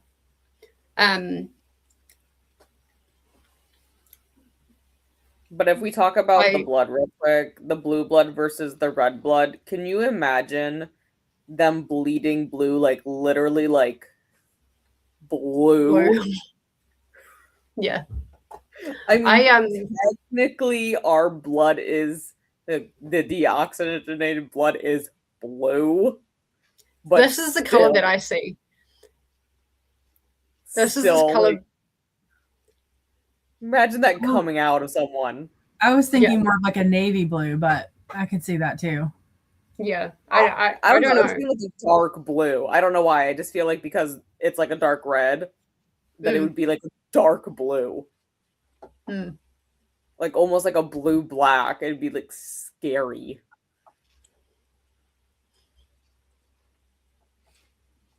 I don't know. It was just a thought I had every single time they were going about it. I was like, I think I'd be terrified. And that's saying something. Have y'all talked about Saoirse yet? We briefly touched on Saoirse. Yes. And basically both of us were kind of saying, like, for me, I don't think there was enough screen time for me to care about her at all. I liked her, but I feel like there was so much missed potential with like her and Dorian like on the page. Like they could have put more in there. And like I get the like Aelin over there throwing her little pity party. Yeah. Like I get the fact that Saoirse was like a plot device to make Dorian vulnerable and maybe get Dorian to a point where he thinks about standing up to the king. But yeah, I don't know. I think Saoirse just didn't quite hit the mark for me. But I can understand why people like her. I think she would have been good for Dorian. Okay, but with the Dorian's magic awakening, do you think he purposely planned it then for the whole thing with Saoirse to like pull in, and because now he's going to be in a state of shock, he'd be easier to manipulate / possess? And would it be easier now that his magic is like emerging? But with the King of Known control over it as well. The king didn't know that his magic was awakening, though, did he? He did. We talked about that at one point. I mean, at the end, like, he knew. That we didn't know the king knew. Yeah. That he was just like pulling off of like, oh, I didn't know. Oh, right.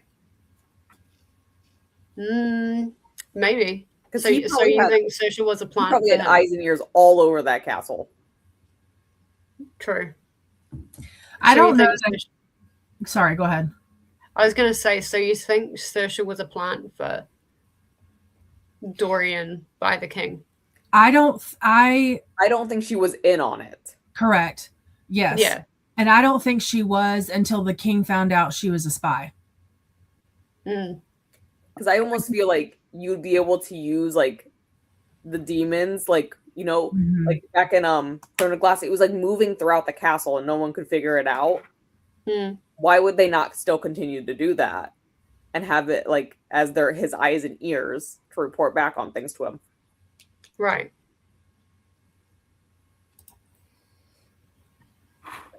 I think the king used her as an opportunity to what do you call it when you like make an example out of Dorian?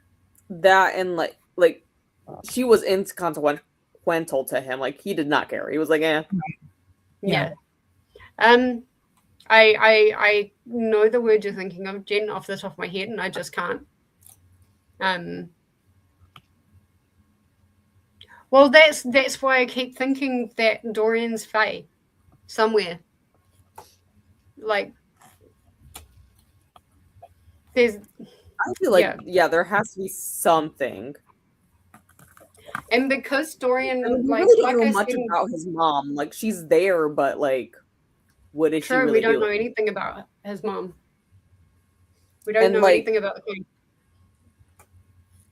With his mom just sitting there, is she also under like some kind of mind control, like / possession, but it's just not like as evil? Because you've mentioned, Jesse, that we haven't heard a lot about her. You talked about that last Crown of Midnight. Yeah. And that's a great theory too. She's also under some kind of mind control. Yeah. Yeah. That's a very good point. Aylin was saying it didn't work. Yeah. I just keep going back to the fact that he reacted so strongly to the iron doors, like the actual iron in the doors, not the fact that there was like this secret hallway of doors underneath his castle, but it was the actual metal that was affecting Dorian. And I think Dorian had some of the same symptoms that Selena, I'm going to call her Selena, had when she was down there. And so, yeah, I keep coming back to the fact that he's Fae and we just don't know about it yet. Also, just like maybe some of her magic was working yet, like when she was enslaved. Like how did she live for so long when everyone else was dying? Because like they say none of the other slaves lasted that long. Like I feel like some kind of magic had to be work keeping like her healthy enough to live. Yeah, it didn't. Oh, I guess. I mean, it was Arabin who said he kept paying the guards to keep her alive, but who actually knows with Arabin? I'd take that with a grain of salt. Corey's saying the queen is sometimes subdued in the same way as Kaltain. Vacant is maybe a better word. Yeah, vacant's probably a great word for it. Yeah, just like she's not all there, I don't feel. But if like they were under some kind of possession, because like Dorian couldn't remember who he was really, and like who Aelin was. So it was like the same thing happening where it's just not wreaking that same kind of havoc. Like maybe it's like a lesser form.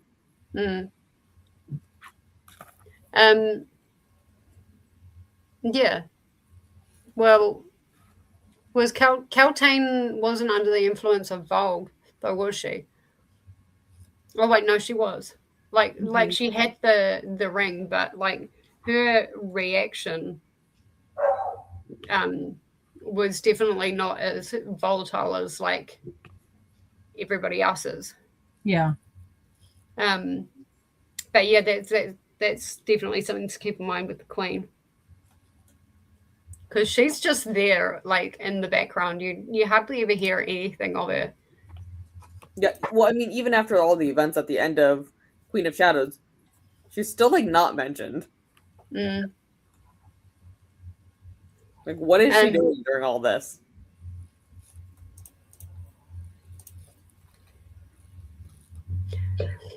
Denise, your theory, end of chapter 24.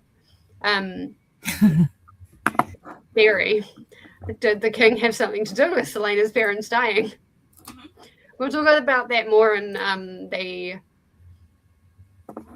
Crowd of Midnight. No. Shit, there we go again. Queen of Shadows discussion. But yeah. Angie's comment is my sentiments exactly.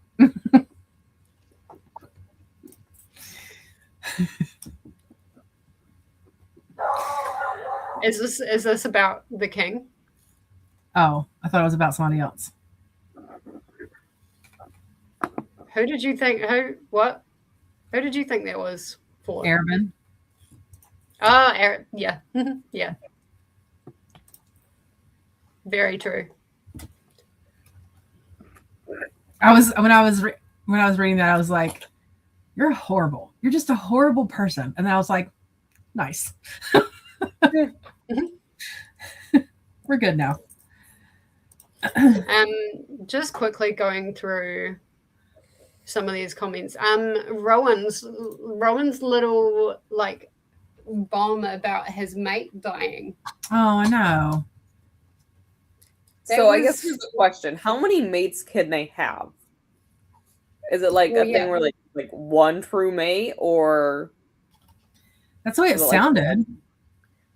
Yeah, that's kind of the way they describe it in ACOTAR, but in ACOTAR, they do say that you can reject your mate. You can reject the mating bond, and I think that's what happened with somebody else, and they managed to get together with somebody else. If that makes sense. Yeah. So how many can you have? Like, if your mate passes away, like, are you able to then have a mating bond with someone else? I don't know. Because like that's the part where it's like, because there's like the romance subplot then going between Rowan and Aelin. Yeah, and it hasn't been expressed yet whether they are actually mates or not. Yes, but then you also think, well, then was Aelin ever like mates with like Sam? I think the potential was there. Yeah. Sorry. I think the potential for her and Sam was there, but I think if he had continued on, I think they would have found out very quickly, like, we're just like best friends. I don't think it didn't feel like there was substance in that way. Like they were more like siblings, I think. Yeah. But I think the potential, like I think friends can be soulmates. Like I don't think soulmates have to necessarily be romantic partners. So when I was reading that about Aelin or Selena at the time and Sam, like I was picturing them as like friendship soulmates, not romantic soulmates. Yeah, I could see that. Okay, so this adds substance to my theory about Maeve. You ready? That's what I was reading. I was like,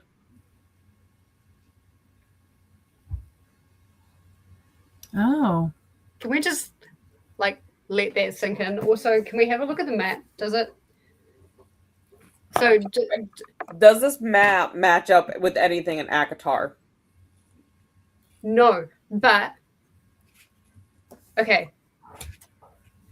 Y'all, if you haven't read from Mist and Fury onwards, you're not going to understand the theory that I put in the general chat.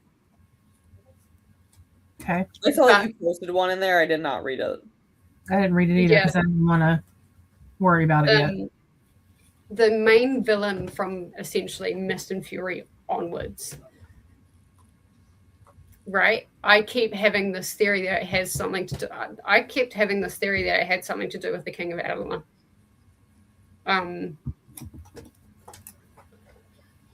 And that theory is now debunked for a certain reason, but we can talk about that later. But I do remember, like, there is something weird about, like, ACOTAR and Throne of Glass specifically with, like, timelines that converge. I am. Yes, I am. And then on Instagram, I saw something where somebody was saying that, like, part of the Aurelia map, if we move here, is cut off at the top. Look what it says, though. Where? Oh, never mind. I'm in the wrong world. Forget I said that. Don't clip that. Where? Corey. Look what it says. Where? Like, what was your thinking? Where? I thought this was the ACOTAR map, and I got excited because it said Terracin at the top.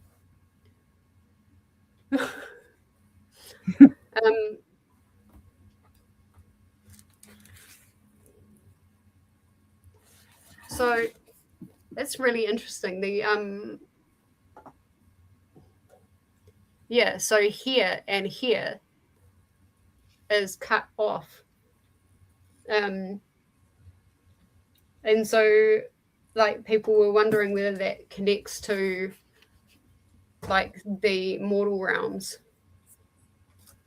because these guys down here are mortals. Like, it's Wendelin that's the Fae, and this, that's the Fae.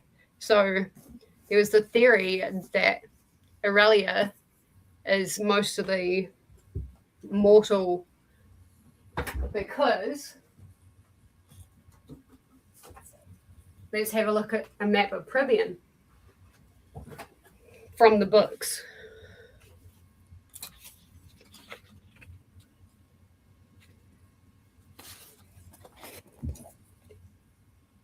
Oh, hang on. Let me make us bigger again.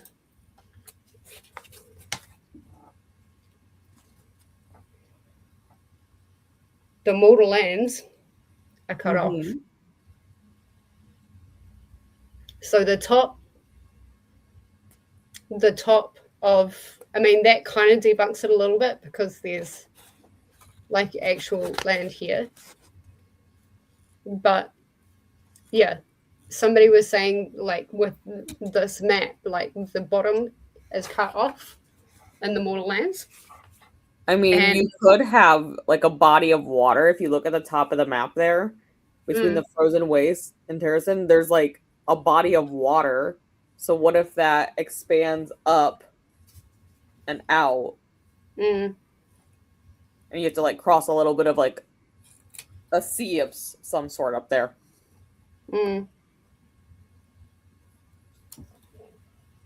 Hold on.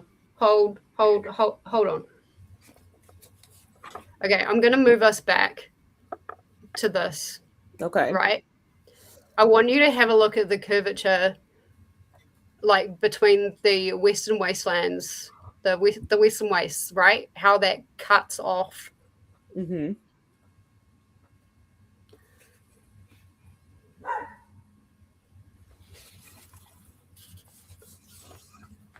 Look at the shape.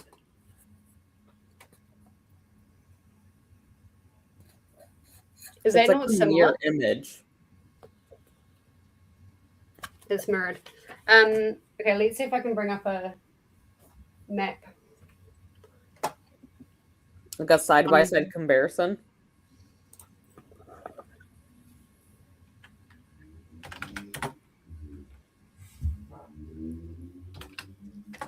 Hang on, let's go into Canva because I've got the maps on Canva.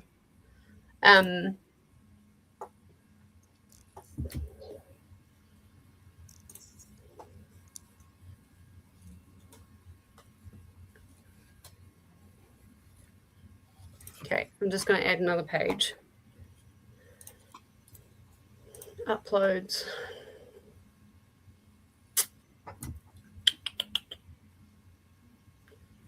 Angie, I wish I was on my big TV right now. I'm on my phone and I can't see shit.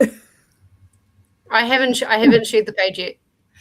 I think it just means because like on your phone, the screen is so tiny to be like trying to look at a map like this. Yeah. It's like even I'm like, let me get closer to my screen. I did the same thing. Also, I'm like, I'm just gonna like try and create like a little graphic. Nope, that didn't work. That absolutely did not work. Okay.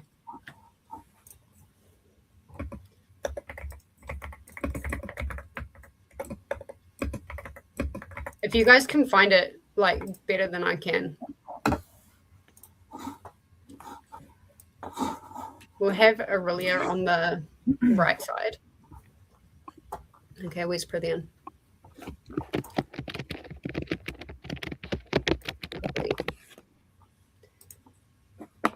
Space.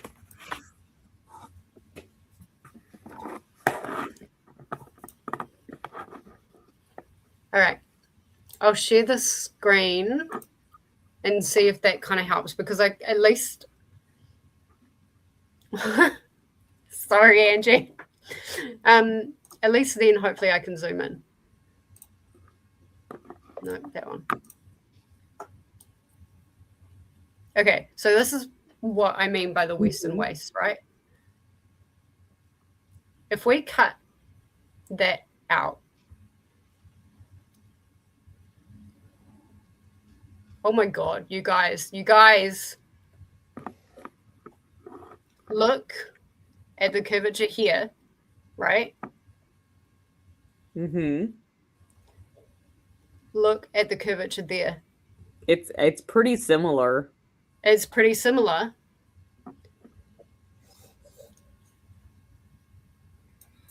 What about the curvature? Okay. There's something that butts out like right here. And this is the other thing, right? We've got this map of the desert lands here. We've got the Western Waste here. We haven't seen the frozen waste here. We haven't seen any of that. Where's the winter court? No. So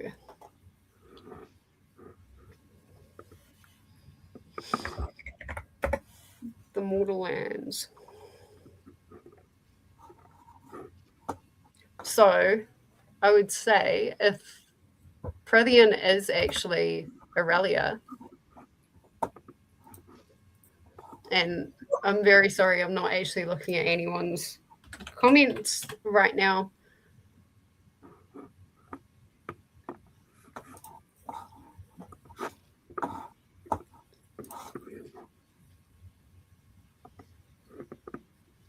Yeah, it doesn't need to be that big.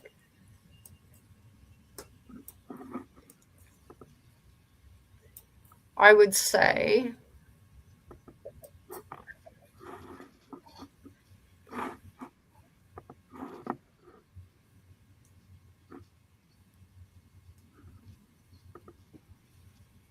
the spring court would start around Malasan because you've also got you've got that jut out where the spring court is.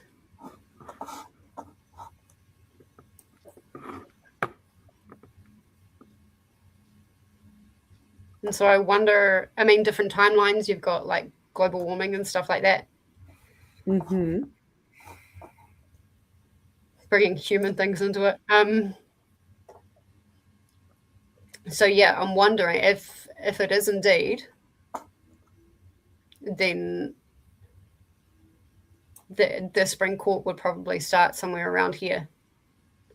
And then you've got the line here, which separates a kingdom, which is about as big as the spring court.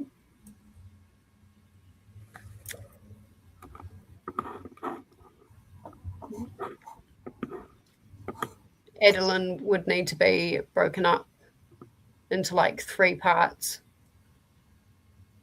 But yeah, I don't know. I had heard something about that. But it does have a very similar shape. If you take away the western lands, the western wastelands, but even then, like you can kind of see like the border here where the Witch Kingdom is, would kind of go in where the Night Court starts, if that was, and then the desert lands could kind of be where the Day Court is the, I don't know.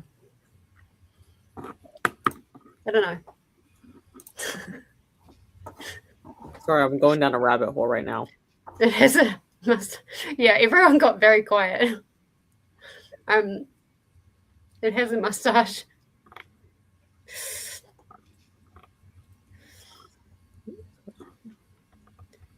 Yeah, I will. I'll put them all out. I'll put them all up in Discord.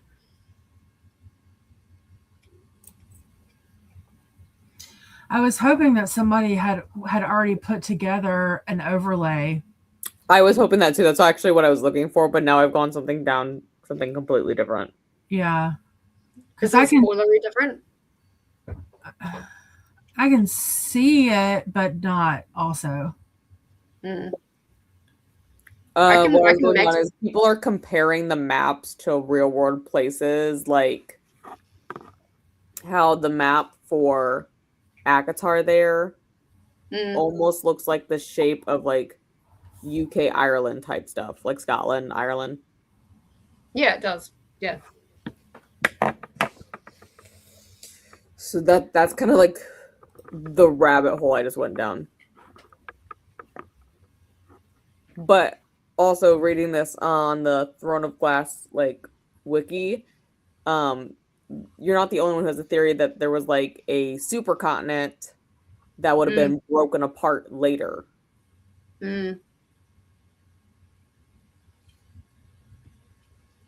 Yeah. It's definitely a theory to keep in mind. Okay.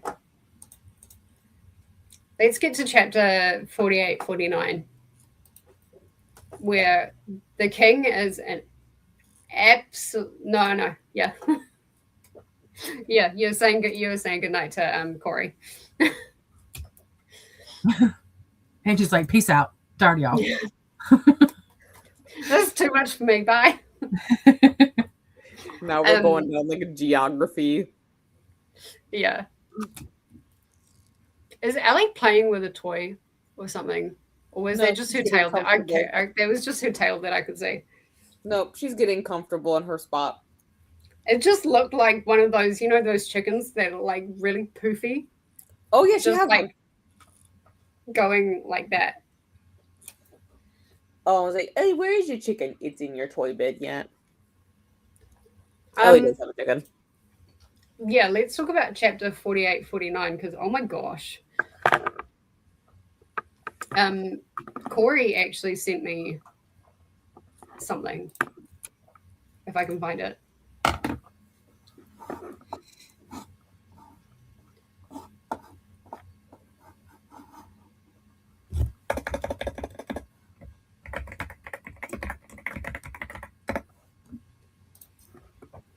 Oh, the part where you said bravo. Okay. I had to think. I was like, where were we in that part? Hang on. Stop. When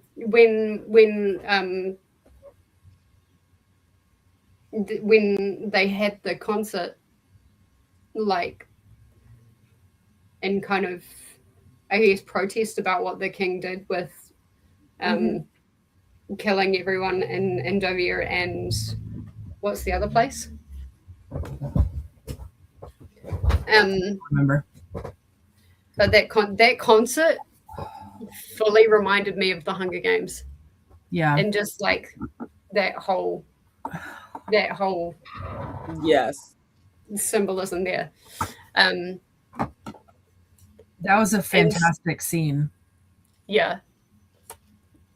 And then the fact that they just like quietly, well, I guess they've never been seen again, so they were like quietly executed by the king. Corey sent me this on Discord that I would love to. Oh my god, I haven't been on Discord on TikTok in way too long. But I'd love to share with everyone. And this is about the symphony. That was when they noticed that every musician on the stage was wearing mourning black. That was when they shut up. And when the conductor raised his arms, it was not a symphony that filled the cavernous space. It was the song of Eilwe. Then the song of Fenharrow and Melisande and Terrasen, each nation that had people in those labor camps. And finally, not for pomp or triumph, but to mourn what they had become, they played the song of Otterlin. When the final note finished, the conductor turned to the crowd, the musicians standing with him. As one, they looked to the boxes, to all those jewels bought with the blood of a continent. And without a word, without a bow or another gesture, they walked off the stage. The next morning, by royal decree, the theater was shut down. No one saw those musicians or their conductor again.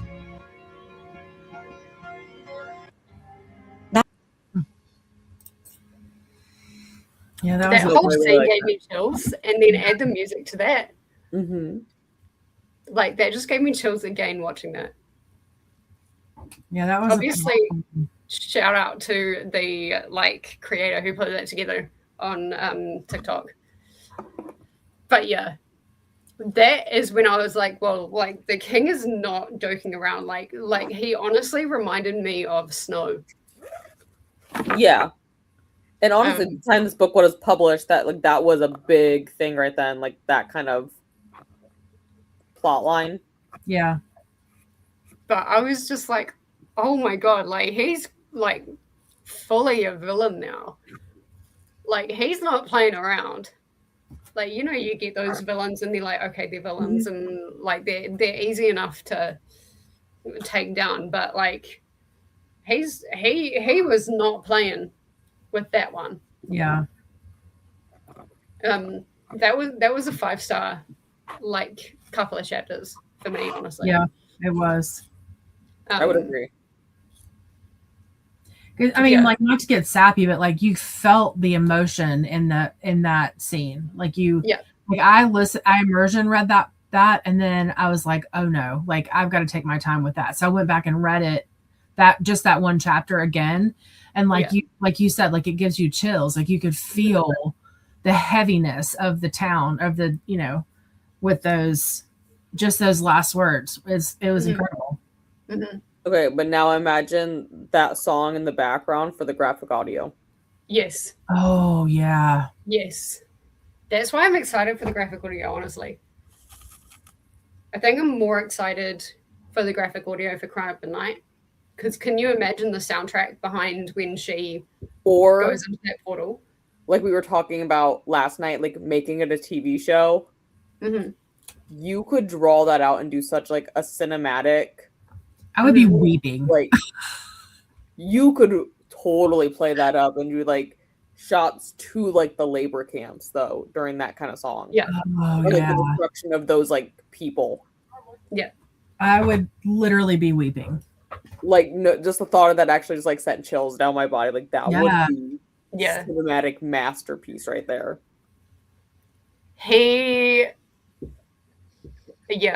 Like if any point ever made me like almost choke up, that did it.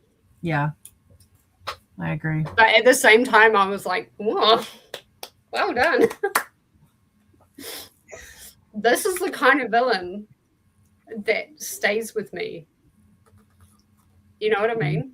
Yeah. Like that is the kind of scene that will never be forgotten. Mm-hmm. And so I'm just like, Yeah. color. There we go.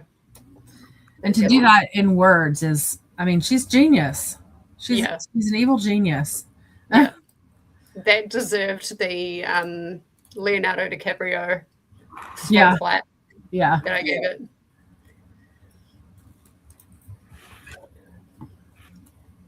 And then like basically from there, Aelin like starts believing in herself and starts calling herself Aelin. And she actually puts Selena as like a totally different person or a totally different personality. Yes, like that's like the switch. Yeah. And she's using it in these last two books as like she mentions that she puts on the mask of Selena. Like you're right. Mm-hmm. It's for her, it's two completely different people now. Yeah, it is. She ended up being Selena a lot more than I think she anticipated. Like she said partway through Queen of Shadows, you know, this will be the last time I have to wear the Selena mask. And she did it like 2 or 3 times after that. Yep. So it just kind of like to me that said like she like Selena will like never go away. Like, but Aelin is now able to, you know, I think there's parts of Selena is why Aelin is who she is. Yeah, for sure. If the king was to be believed at the end of Queen of Shadows, spoiler. I know that. Well, I saw that part. I know that part. Mm-hmm. Okay, so that's not a spoiler for you. Good. Yeah. Well, yeah. So, okay, I'll pause this one as well. Is there anything else? Well, I mean, there is that whole scene with, like at the end where Dorian gets like collared. The collared, yeah. I mean, that was a great scene. That was great. We kind of talked about it like vaguely, like without saying that, with us talking about Shorsa a little bit in there, but yeah, like something happens with him. Yeah. That's kind of when he got the collar, I was like, okay, so we haven't seen him a lot again in Heir of Fire. I was hoping we'd see him more than we did. Like, I would love to have seen more of the fight between him and the demon. But like again, we didn't, and I think she's missed a bunch of like character development and building. Yeah, there could have been so much more with him with it. It is a spoiler chat, but Jen hasn't finished. Yeah, Angie, you're fine. Don't worry about it. I told them earlier, like, put whatever. I'm good. So yeah, it is a spoiler chat. You're fine. You're all good.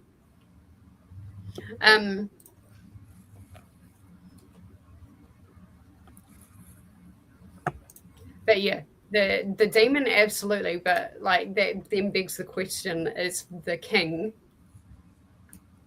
as a human actually evil? I don't know. That's why we needed like a villain origin story though, because I feel like I want to find out how this all happened. Yeah.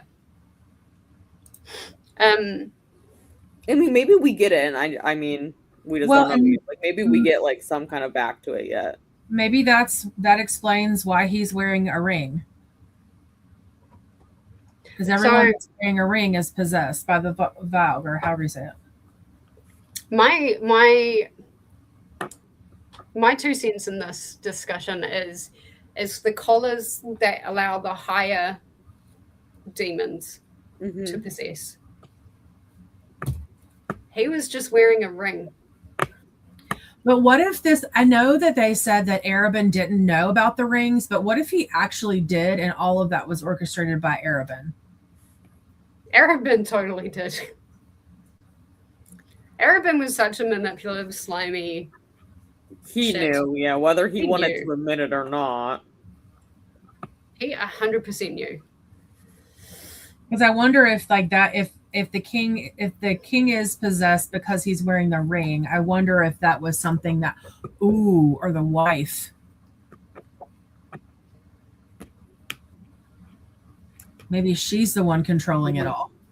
Maybe she is. Maybe she's just pretending to be super docile. 100%. Oh, that's a theory. Yes. Also, see, maybe she rested in the house, but here. Cheers. I've got a mouth left. I almost put a meme of the Wicked Witch of the West in the Discord and said, "Ding dong, ding dong, the witch is dead." Yeah. I love the fact that she, like, just for good measure, was like, I just want to make sure. When she went to visit his body, was like, just to be sure. I want to make sure. Just in case. Also, Lexi, like your comment about the spiders, it's like 100%. This is Harry Potter. Okay. Saying that the spiders remind me of the scene in like with Aragog. What chapter was that? Do you remember? 37, apparently. Oh, I don't remember that. Oh wait, it's hard to remember Heir of Fire. I'm finding like remembering what happened really hard. So I'm glad we've got lots of comments in the Discord. I do remember that now. What were you saying, Lexi? I think I cut you off. I just said the Harry Potter thing. Like, we're doing the spider thing. Okay. So Ren put like a whole novel in Discord.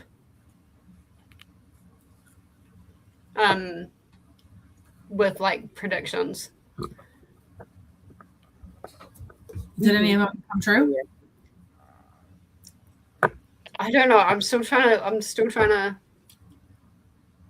There's one about Kingdom of Ash. And that's like at least part of that is debunked. I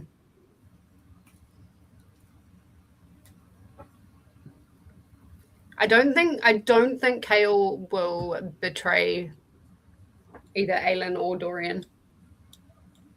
But I still think we need to learn more about Kale.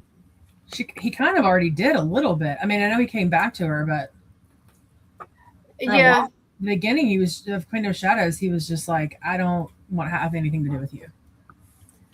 Yeah, I think like there was part bitterness there, but I think like the military aspect was kind of kicking in. Like the survival shit needs to get done. Yeah. And don't waste my time. It's kind of like that's what I got from him.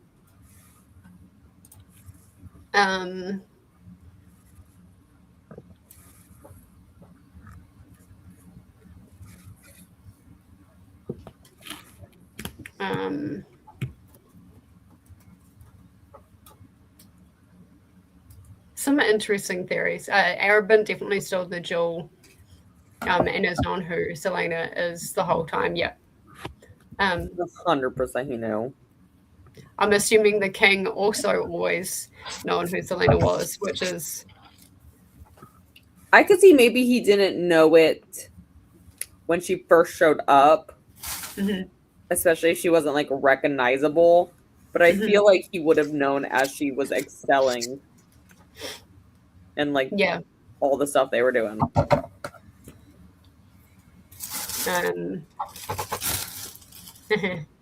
I'm assuming Adian and Rowan might butt heads in future books, but that depends on how they initially meet.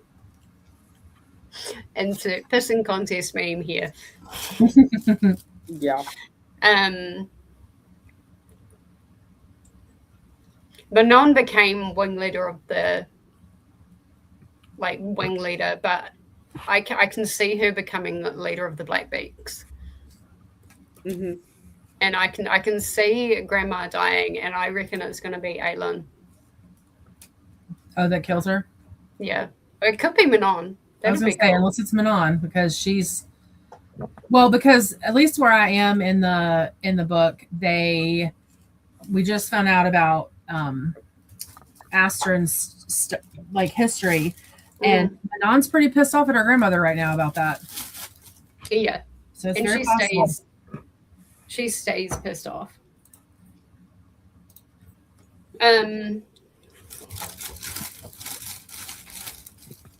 Arabin might try and get Aelin killed.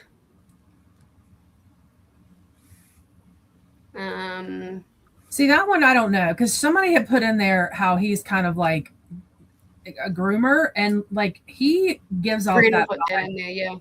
He gives off that vibe. So I don't know that he would do anything to intentionally harm her, or would have done anything to intentionally harm her, because he's he's almost like, he was almost like scarily attached to her. Yeah, I don't know. It was a weird vibe. And it was like he would say things to her, but in the text it would say like he said he purred to her, like he said it in kind of like a sexy way, and I'm like, you're gross. Yeah.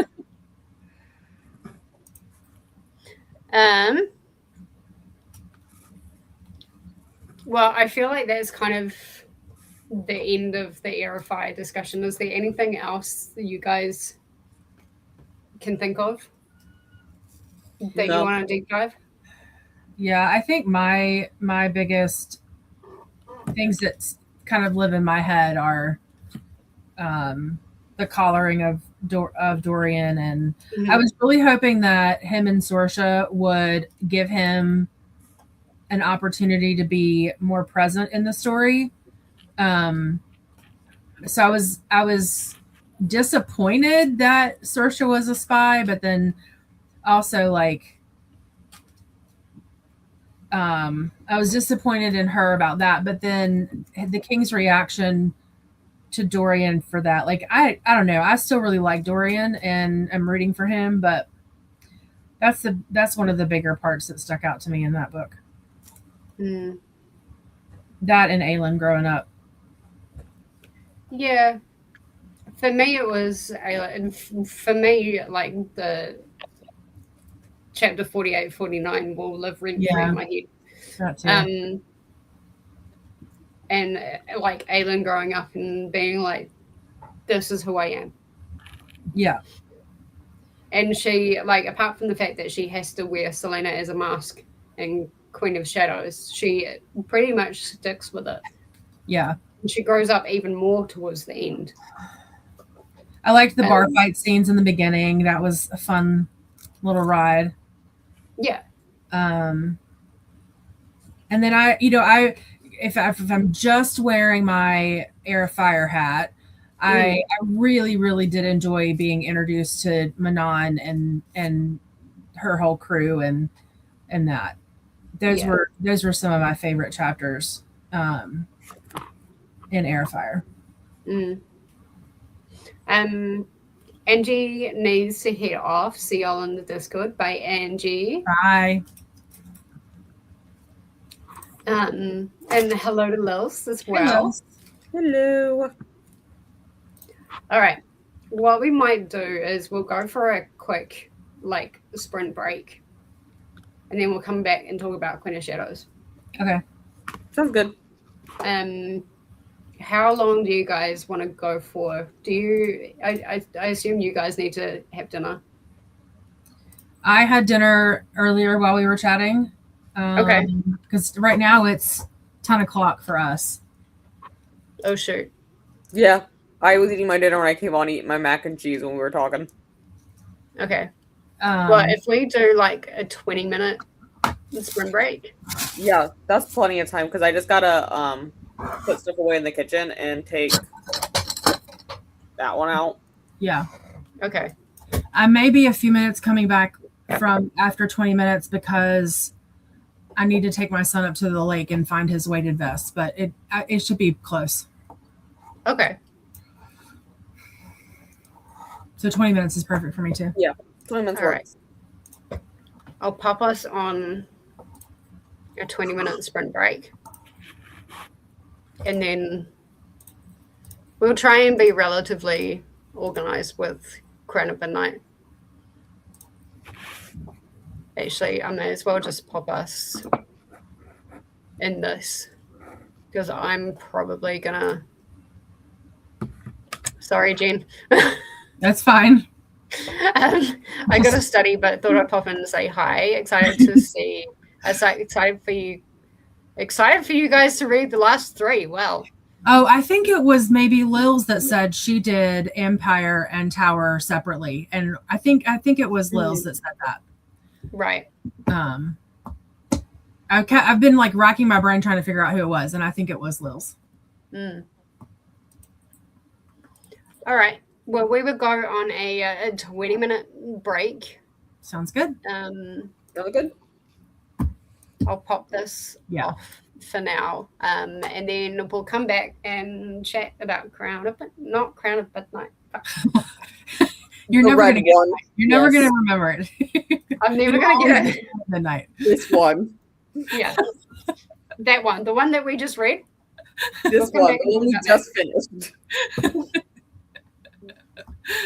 All right, I'll see you guys in a little bit. Okay.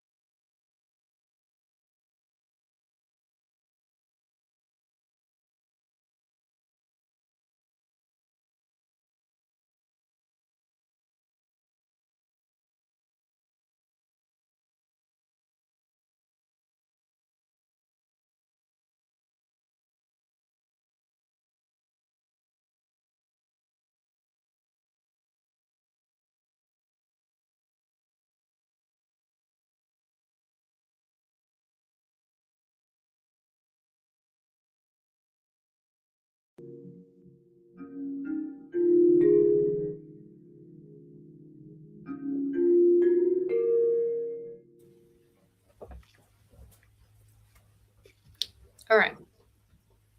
Let me get rid of this. We'll try and make this relatively quick because I think it's getting ready late for a lot of people. Yeah, it's like 10:30. So, Queen of Shadows. This, although it was really hard and it was quite hard for me to get into, it was definitely a really good book. I'm just not used to all the politics and all the like red herrings and things like that. Like it tends to confuse me a lot. I feel like there's like quite the discrepancy between a lot of fantasy books between being like what these previous books were and being a political fantasy. Mm-hmm. But I read a lot of like both. Yeah, I think there's definitely kind of crossed the line into political fantasy, and I think like we're going to get even more political fantasy as we go along. Mm-hmm. Yeah, I usually read a lot of them both, so it didn't really bother me, but there's, I don't know, some of the pacing felt off in this one though for me. Especially with like we mentioned, like the Manon chapters were really weirdly paced.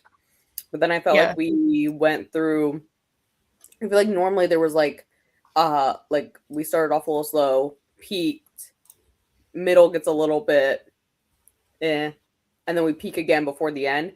I feel like this one was like a roller coaster of up, down, up, down. Yeah, it was very much so. Again, we were very chatty in the Discord, which is great. Yeah, those Manon chapters just didn't really hit for me. It wasn't until a lot later, like with Lead and her spending more time with Manon and that little bit of character development there between the both of them, and also with Astrid.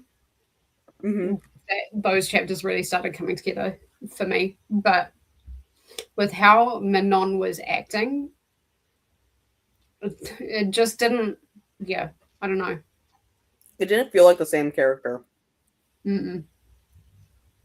Like whatsoever. You didn't see any of that in the beginning. You didn't see any of that struggle. Like I feel like in Heir of Fire, you kind of had like she kind of had a bit of a struggle. Like, should I be doing this? Like, kind of thing. I don't know. It was almost like she was using like Elite as like almost like a pet. Yeah. Like, I don't know. It was like a weird dynamic they had going.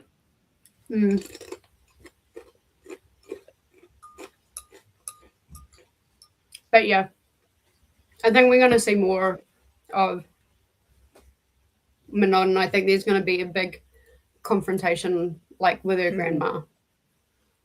That, and I feel like the Manon chapters and the Lady were like combined a lot of times, like they were together. I think we're going to see them be much more apart going forward, and them having their own like path that they're doing. Yeah. I love how Manon left that message for Aelin, though. That was fantastic. That was especially so good. Like, I was like, the whole she owes a life debt to her enemy. Yeah. I guess she considers that to be the debt paid. I mean, probably, yes. But like the way she did it, just stringing someone up and writing on their stomach or slashing their stomach or whatever, like that was so good. And they put like messages like that all over the place so that Ayla would see it. It wasn't like, oh, we did it once. Oh no, we put the message multiple places. Crazy. Let me get rid of this timer.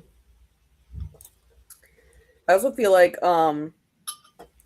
with the reveal that Elid's mother sacrificed herself to save Aelin that night 10 years ago. Yeah. I feel like that is going to play like such a dynamic, especially with Elid at the end of the book, making her way back to her homeland. To Terrason, yeah. Yes, like she's starting momentum. And I guess she's going to end up being a member of Aelin's court. I would assume so, but I just wonder with like the whole Manon dynamic that they had going and Manon actually coming back to save her from like the dungeons, how that's all going to play out. Yeah. I don't know how the dynamic between Manon and Aelin is going to go. I feel like it could go so many directions. Like they could make like an alliance, not like, oh, we like each other, but like we'll tolerate each other. Or it could be like some huge giant, like we're mortal enemies yet. Yeah.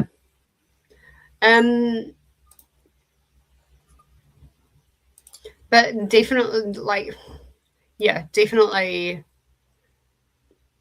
a lot more political, a lot more concentration in this. This took me quite a long time to read. Like I said to you before we started, I finished this like maybe half an hour before we started this discussion. It was a lot to read too. I will admit that myself. Like someone who reads a lot of it, it is a lot. I think that has something to do with the pacing as well. Like maybe some of this could have bled into Heir of Fire. Like some of that character development stuff could have bled into Heir of Fire. Or we could have had less political, like I feel like we go from pretty much like no political to boom, it's political. Yeah. I feel like we could have made a smoother transition to it. Yeah, definitely. Because there was like a lot. And I found myself like getting headaches a few times reading this because I'm just like, whoa. And I found myself struggling for quite a long time to actually continue to pick this one up. So I think this was in the end, I'm giving it 4.5, but like it took ages to get there. I think it's probably more 4.25, like if I'm going to be honest, because like grammatically there are so many like weird grammatical things that I found in this book. Do you feel like maybe it was rushed through editing? I think so. I don't know like when it came out. 2015, because I just put it on my spreadsheet this morning for books I've read. So when did Heir of Fire come out? I think maybe the year before that. Let me pull it open and we'll look real quick. Heir of Fire was 14 and Queen of Shadows was 15. And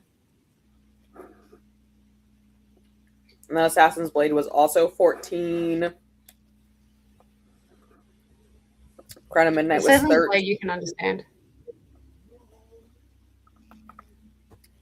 Yeah, it looks like one came out every single year, but I feel like maybe with the books getting bigger, one that's going to take more time to write. At our doorstep, hang on a sec. Okay.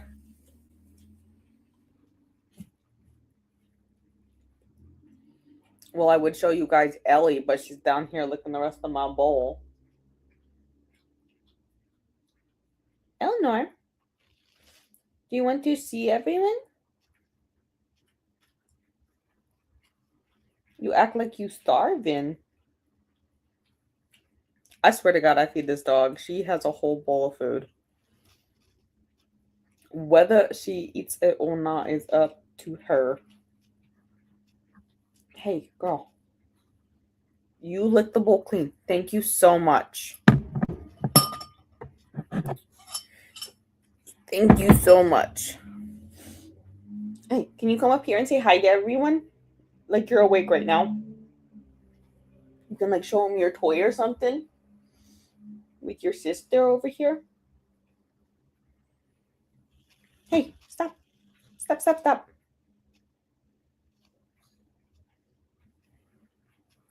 Don't lick my carpet. Come here. Oh my gosh. My hair is all on you. Sorry. We just give hug. Do you see anything up here?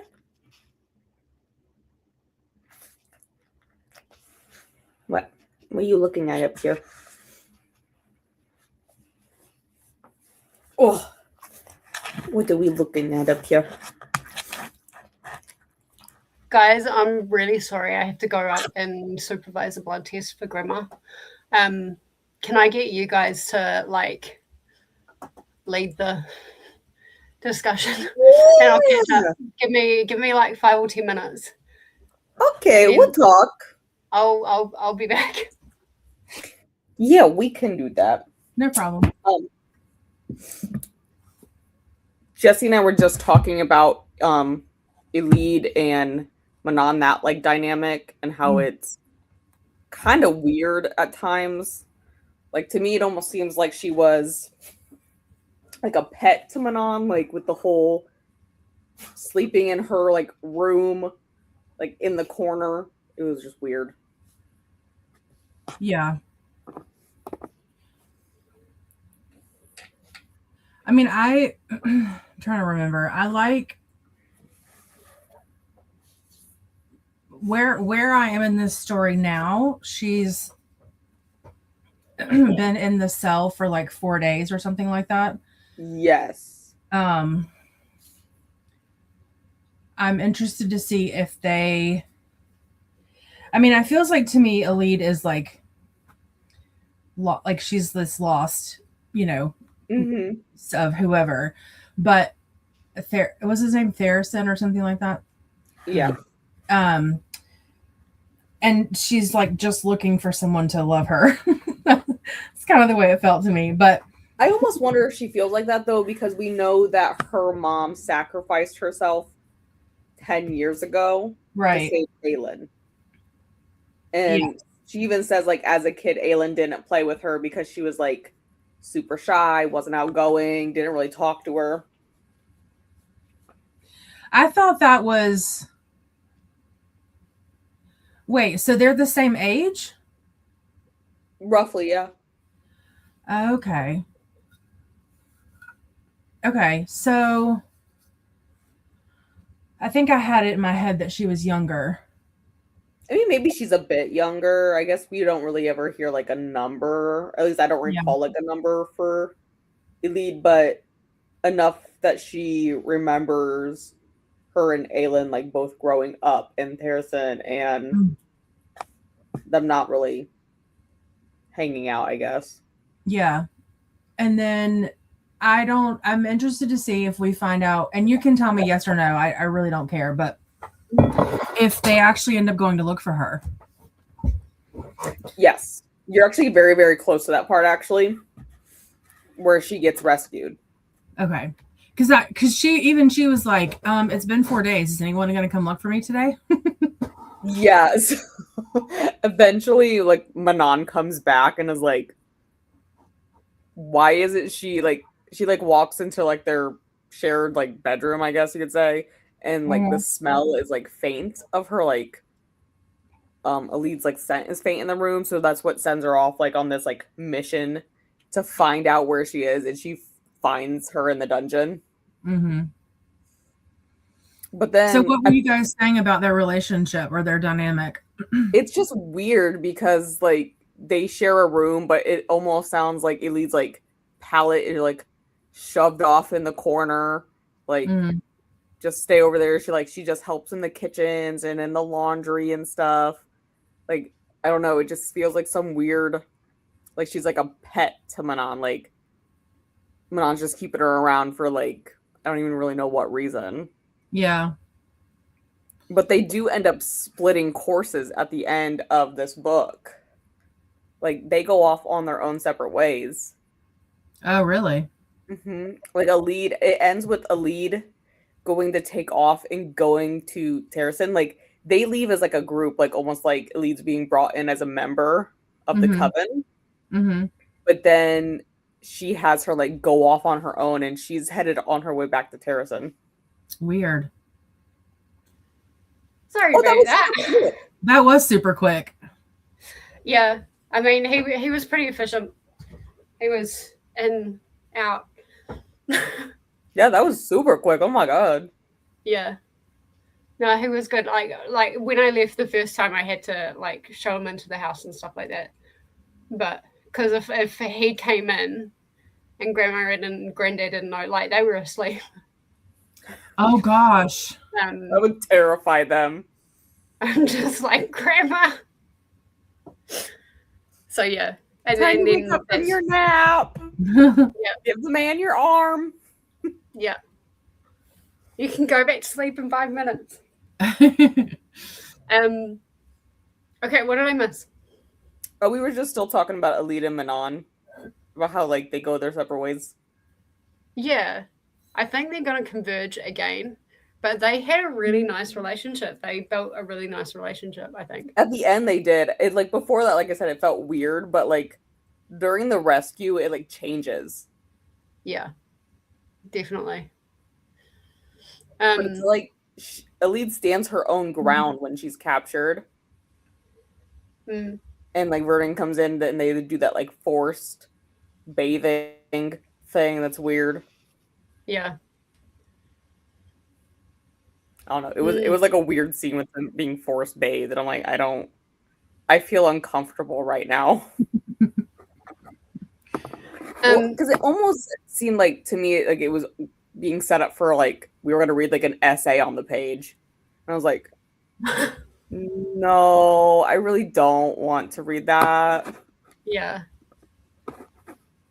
So like there was a lot of focus on her feet. If she's going out on her own. Elite? Yeah. Okay. Like how does that did they talk about that at all? Like I don't know, I just feel like there was a lot of focus on her feet. I did not even notice that. I didn't pick up on it, but they were, and like how she could barely get by because her feet were mangled really bad from being in the chains for so long. Does that about when she gets up on her? Like, how are you going to function on your own if you can't function your feet? Like, how is she going to make it all the way back to Terracin by herself? Yeah. Right.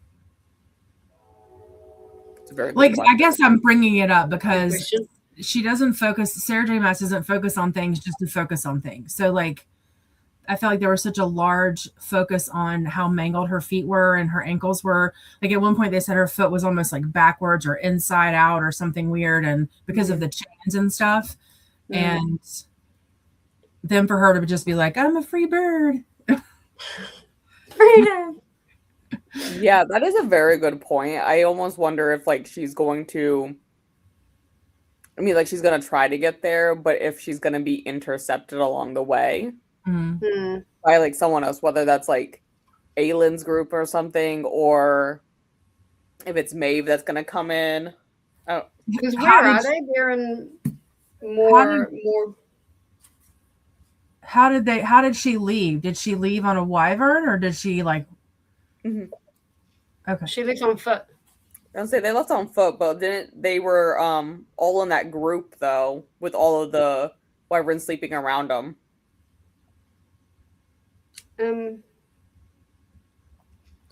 So Morath, Adolin is halfway between Morath and Terracin. Morath is quite far down on the map. So it's possible when she gets like maybe where the Oakwolf forest is, like near Adeline. Maybe she'll get picked up by Dorian's guards. Maybe. Because that would be like even if you had good feet, that would be. It's a long way. You couldn't walk. You could not walk that, surely. Because I'm not gonna lie, she's one that I thought would not make it to the end of the book. I know. I had read that part though, where I was like, "Oh, good, she survives," but I won't tell Jen yet. She truly is one that I was like, she's not gonna make it. She might still not make it. We don't know. Well, we do like unaliving lots of different people, right?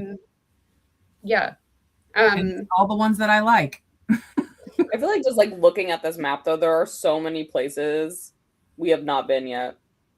There are so many places, especially on the left-hand side of the map. Yes. I feel like there has to be a reason why it's the there. desert has to come back into play. Like, we're not just going to mention it for that one novella and be like, eh. I mean, she sprinkles it in. She sprinkled it in Air of Fire and Queen of Shadows, but it was more of like a passing comment. Yeah, like I feel like, are we gonna go maybe try to enlist some of them to help us with something? Oh yeah. The pirates? No, the secret assassins. The silent assassins. Silent assassins. The silent assassins, yeah. Yeah, like they're just over there chilling in their deserted land. Oh yeah. We did say that. And I mean, like, with the backstory that we have on her, do you think they'd feel like any kind of loyalty to her with everything they did during like Assassin's Blade over there? I would say yes, because that to me felt like a really significant story out of all 5 of them. Yeah. Or 6 of them, however. Yes. Maybe it was quite a lengthy one too. Yeah. It was very long. It felt very significant to me. Yeah.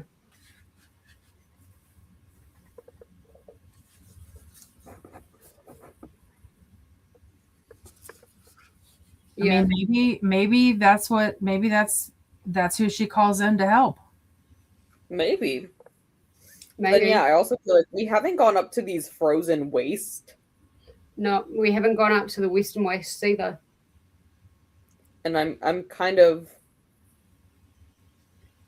interested. I mean, if you look right beneath the Western Waste, it says Briarcliff and then the Witch Kingdom. Mm-hmm. I feel like that's going to have to play a role at some point in these.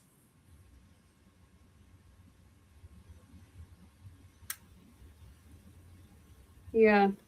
What was the cliff called that she rescued or she saved Manon from? Was that not the same thing? No, that was in the Oakwood Forest. Okay.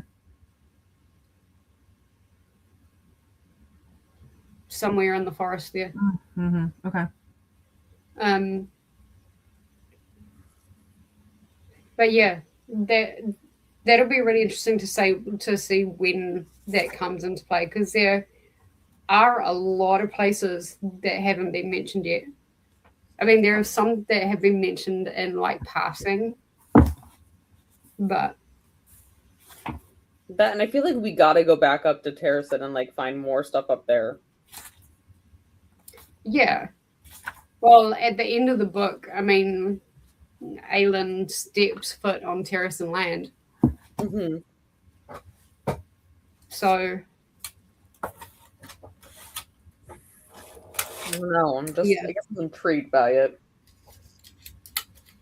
It is very intriguing.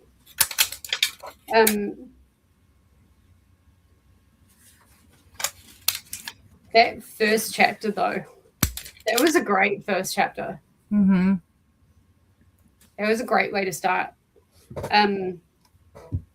then, yeah, it started getting really political. And what I was saying before you came back, Jen, was like, this is probably the hardest one that I've found to read because of how much politics and how much like toing and froing and red herrings were happening.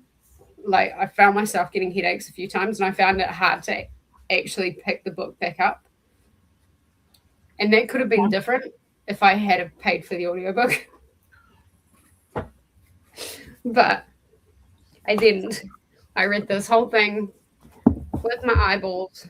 Yeah. Either here or on my iPad.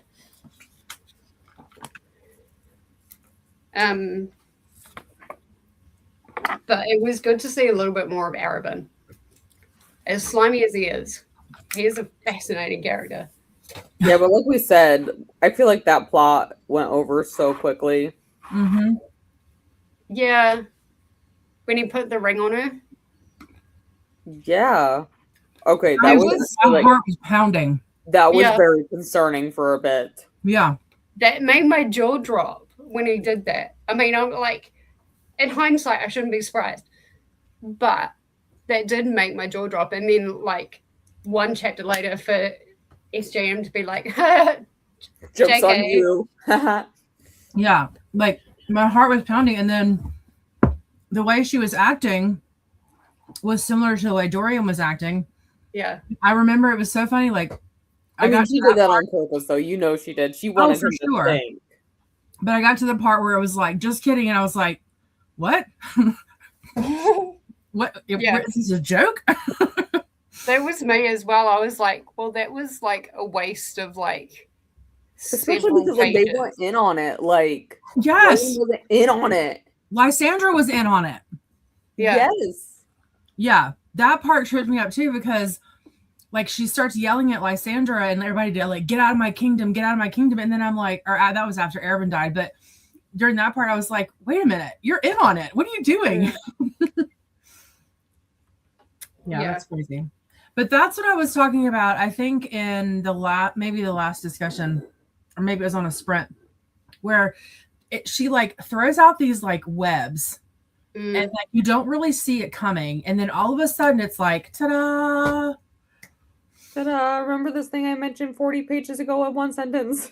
But yeah, like even with the ring and with like with the where she rescued Adian, it's like all these little like nuggets of pieces that Aelin is putting together. This like master plan, and then when it hits, you're like, holy crap, that went deep.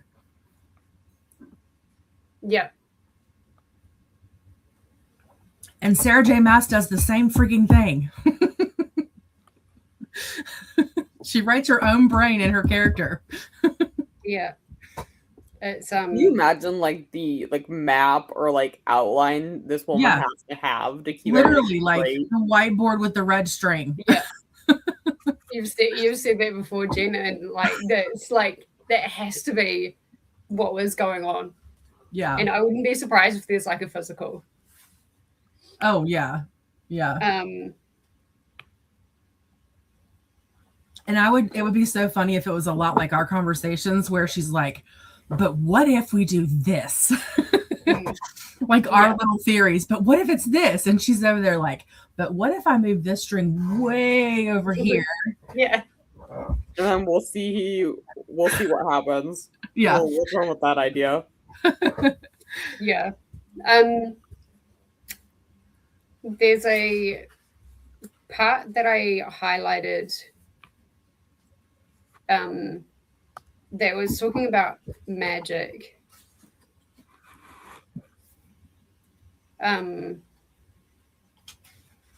This was in chapter 7 is a big chapter, but it's in chapter 7. And talking about magic has saved your life a few times now, if I recall correctly. I think this is Aelin and Kale. He was such a bastard. Like coming back into this book, he was a bastard. Who was that? Kale. Yes, he was. I do still think that's him just trying to survive. Like I think that's the survivalist. I think that's the politics, the military, and I use military in quotations because it's like not the same, but like same. It's the like using tactics and not letting yourself get involved, because letting yourself get involved is what can like destroy Like someone. getting too emotionally invested. Yeah. And like I definitely agree with that. My pause with Kale was Aylin's mad, or Selena is mad at him for sending her away. And he felt bad about sending her away. And then he found out who she really was, and then was like, oh crap, but why didn't you tell me? Right. So that's kind of where we ended Heir of Fire. Then you come into Queen of Shadows, and he's like a real dirtbag to her, when like it almost feels like on one hand he's like at the end of Heir of Fire, he felt horrible for sending her away, especially after he realized who she is, but he's being such a jerk to her. So it's like, how are you mad at me for sending me away?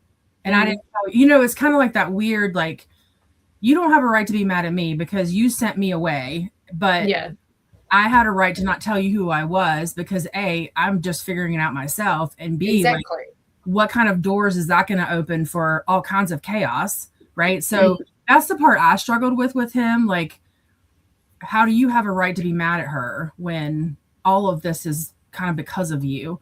But then once we kind of get past that, like, I do agree with you that in order to kind of keep the underground, the rebels, like stable and safe, like he had to be like that. There wasn't another choice. Yeah. I mean, that first conversation like hit though. Yeah. Like this one particular paragraph. Yes, he breathed. You and Dorian both, and I'm grateful, I am. But where are the checks against your kind? Iron, not much of a deterrent, is it? Once magic is free, who is to stop the monsters from coming out again? Who is to stop you? Like, when I read that, I was like, ooh. Yeah. Ooh. That hurts. Because he doesn't trust her, it feels like. Right? Like, I don't know. I feel that I hear that in here. You didn't tell me who you are, so I can't trust you. I can't trust to know what you will or won't do. Yeah. To destroy. Because she's also very angry. Yeah. But do you think part of that is also because he witnessed what happened, like, and like, what happened with the magic that, like, happened in the throne room? Yeah. Because that would create PTSD. Like, that would create a lot of trauma. Yeah. And like I could see him not trusting any magic wielders, and I think maybe part of that monster comment was like any magic wielders in general, and that like is partially because of the king, right? You know, there's something there though too, like as I'm thinking about that, because I mean, I know that he's loyal to Dorian, but I also did get a little bit of a sense of what you're saying about Dorian with Kale. Like a little bit of like hesitation, right? It could be something with that, with what you're saying.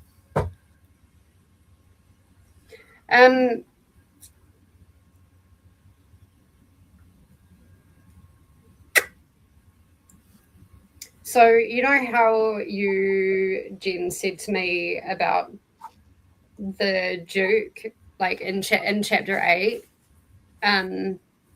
where like you noticed about Kaltain and things, but then you said the Duke's dark eyes weren't wholly human. You will address me as your grace, ringleader. You have no idea how relevant that sentence actually is. Oh yeah. We'll chat about it soon, but just table that. But I am so impressed that you managed to pick that up. I gotta say, like, I'm so impressed because, like I said to you, when I was reading it, I just kind of blew past it. It's an interesting dynamic for sure between the two. I'm kind of going through my tabs. Oh, okay. Chapter 18. Woo, boy. What page are you on? Just chapter 18 in general. Okay. Oh yeah, that was a good one. That's where she saves him, right? No, yes. Our impressive fight scene. Yes. Yeah. That was the meme I put of Michael Jackson with popcorn. That's the web that I'm talking about too. Yeah. Like that was crazy. Yeah. The fact that it was all organized and you didn't find out until like later. Yes.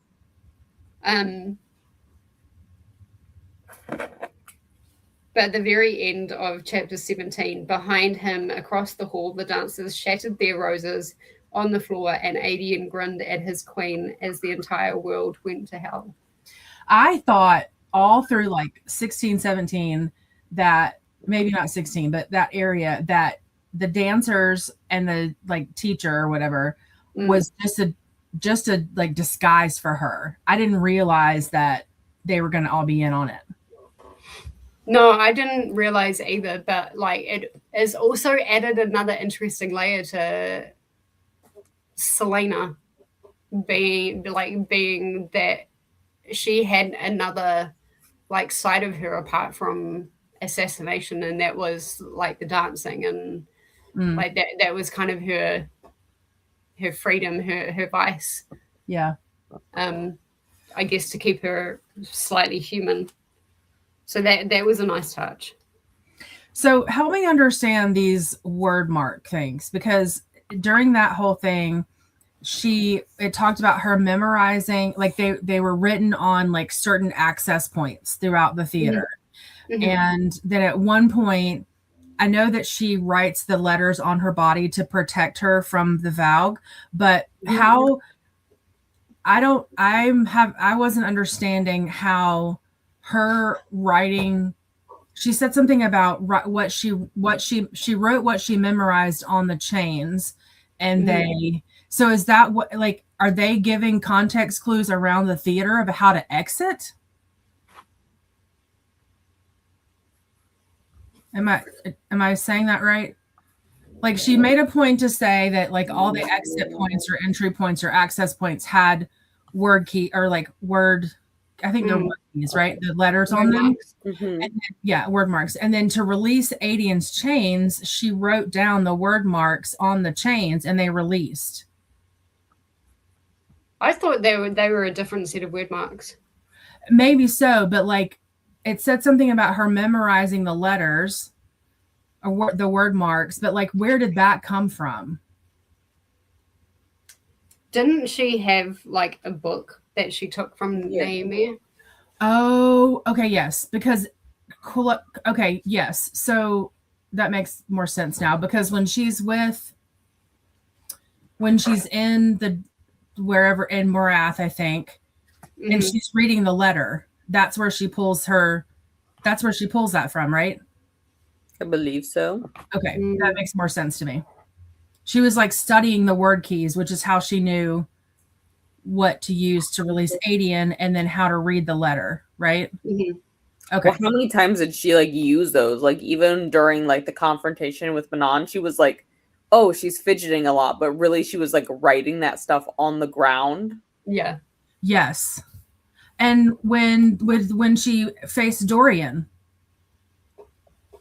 she like wrote stuff on the ground to get him to stay away. Mm-hmm. Okay. It was so like a sigil almost. Yeah. Okay. So she's getting all that from like these word mark lessons she's doing. Mm-hmm. Okay. And I wonder if she had some of them as a child too, you know? Could That's be a possibility. That's very I possible. can't imagine like her parents didn't teach her anything like how to use her magic before then. Yeah. Like she had to look, especially with something like fire. They like, did have to be able to control that easy. Like all I imagine otherwise is like baby Jack bursting into flames. Yeah. She talked about that how something happened and her mom told her not to do it anymore. So there's something in there that where she was talking about her child. It was Jesse where she was remembering her what happened to her. Yeah, in Era 5. And that this what I'm thinking of was in this book, I think. Oh. Where she was talking about I have to find it. It was where she was talking about her childhood to somebody. And she was she reminiscing with Adian?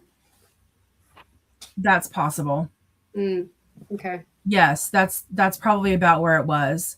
And her mom was telling her like you have to like tone it down or you can't do that or something like that. Well, yeah, I imagine like if you've read Harry Potter where like the young witches and wizards have difficulty like controlling their power, and like with Harry like it comes out with like his aunt when he like blows her up.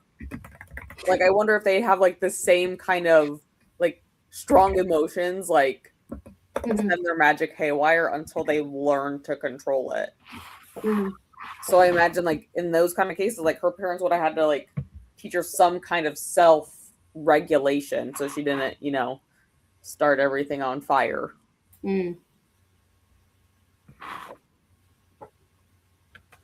But then like she has to relearn a lot of it because she didn't use it for like a decade.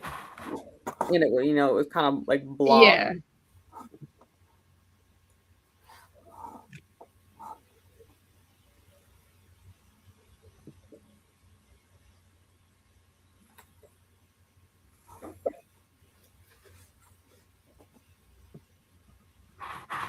It's interesting to think about for sure how that all works exactly.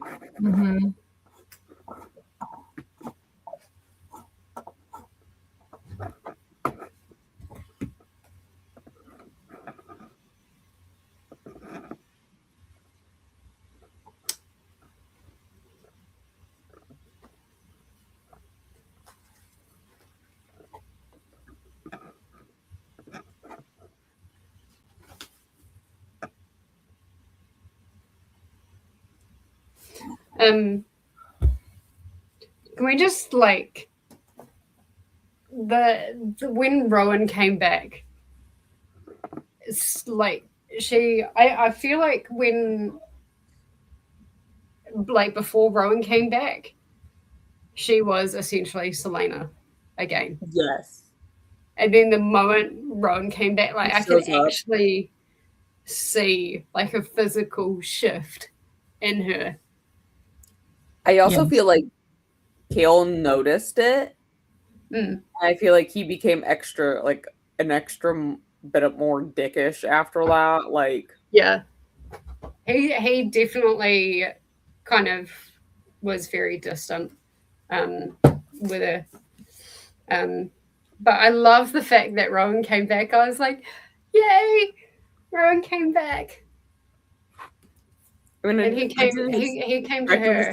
Gone for long, but it was sooner than I expected for him to come back. Yeah, I expected her to eventually like send a letter across to Wenlin, like once she took Garrison, and be like, "Bro, come over." But yeah, no, he's just like, "I'll come right now." Yeah, I was bored over there by myself. Yeah, here I am. Yeah.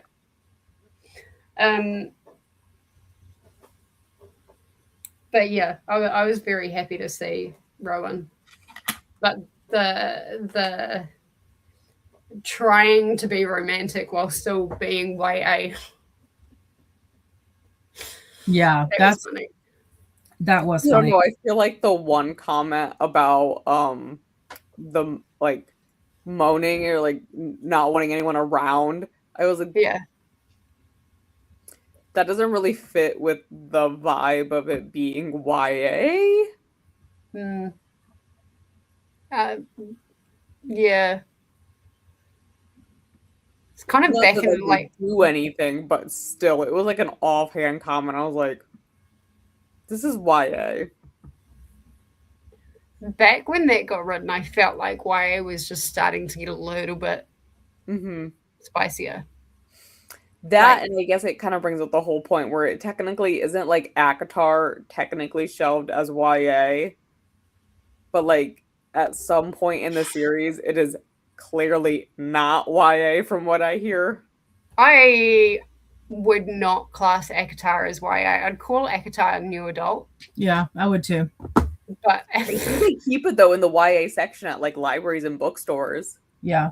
Well, my local warehouse, which like sells everything, has all of them shelved as YA. I'm like, and like I think I haven't read them, but I've heard like it may start out as YA, but it does not stay YA. No, it doesn't even stay YA in that same book. I'm like, so why is it literally shelved in the YA section, like next to, like, well, I mean, anymore. I think at the time when it like came out, Percy Jackson was also shelved in YA, and that's been now moved and like reclassified back to middle grade. Yeah, and I like when I'm doing our blind books and I put the genres on there, when I'm doing those, like there's classifications as like YA teen and YA new adult.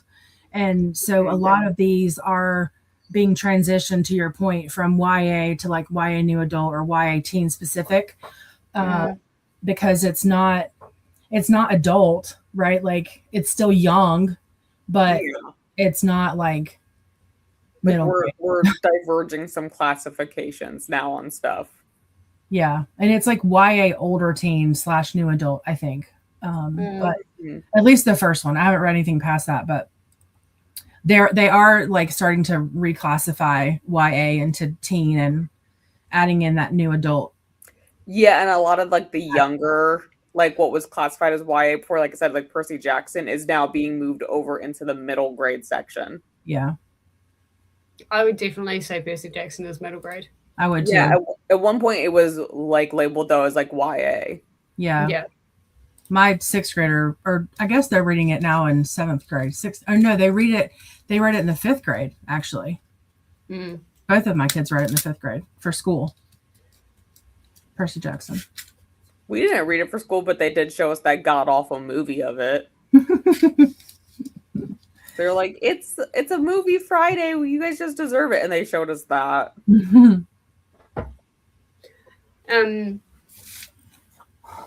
So back what I was saying, like about like the reason this is actually more like a 4.25. I said 4.5 before, but like the more I'm thinking about it, it's more like a 4.25. There was a lot of like grammatical, and Lexi, we kind of briefly touched on that.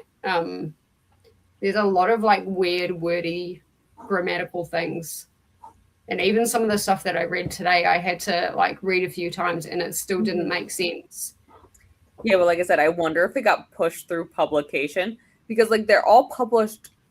I didn't look at the exact pub dates, but year-wise, they're all back-to-back years. I wonder even with the books getting bigger, if they were still trying to keep her to the same like time schedule as the like Throne of Glass and Crown of Midnight that were smaller. Yeah. And so they didn't get as much editing. Because even I feel like that way with like Stephen King. Like I honestly feel like with Stephen King's newer stuff, those are not edited. Like they just trust that the man knows what he's doing. They're like, yeah, publish.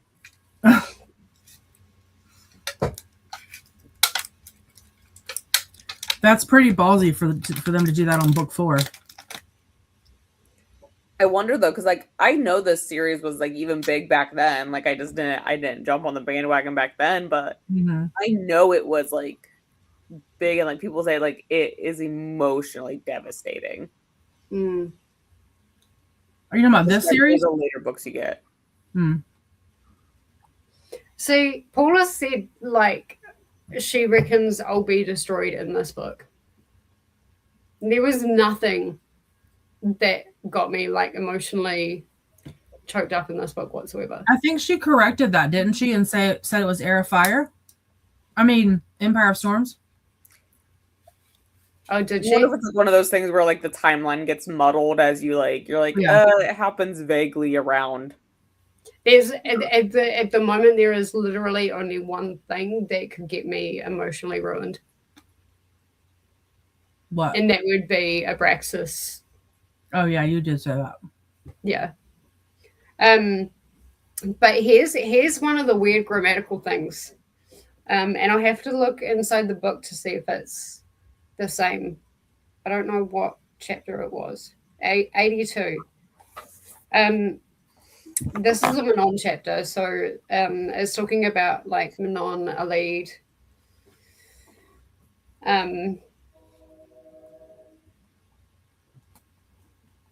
It said her second made it to the giant dungeon doors and hurled herself against them, heaving them open. Right, that makes sense. The next sentence. Manon and Sorrel dashed through. Astrin shoved them, sealed with a bang.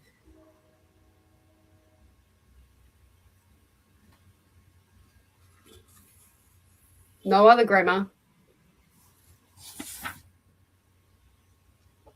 Manon and Sorrel dashed through. That makes sense. It's the Astrin shoved them, sealed with a bang. It says it in the physical book too. Mm-hmm.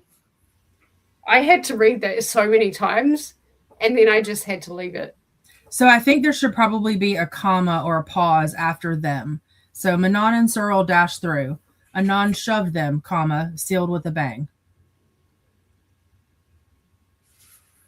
I think that whole like thing needs to be written like I think it needs to be clearer that the door sealed with a bang. Mm-hmm. Because it just like even just adding a comma there, like it still doesn't grammatically it just doesn't make sense. And there were a few things where I was like, so yeah, the editing on this one was not great.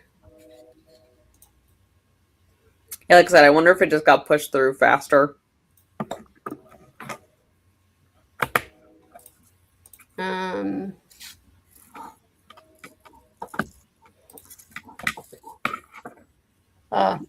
I love this description of Abraxas, a giant lethal dog. That was perfect. I am so attached to Abraxas that if Abraxas died, and that what I was saying is like my other theory for Abraxas. My theory was I wonder if this confrontation between Manon and Aelin goes so bad. Like, what if Manon got killed and then that then in turn killed Abraxas? Or Abraxas was just left abandoned? That would be heart-wrenching for me. Like, I couldn't as some like as an animal person. I couldn't. You know what's really bothering me? That's that they keep bringing up Fleetfoot, and like we briefly see them. Yep. Yeah. But why can't they come with us? But also, why is he like continuously briefly mentioned? Yeah. There's something more that is going to happen. Like, why do we keep bringing up this dog if they're like not even close to us? Yeah. Let's have a look at.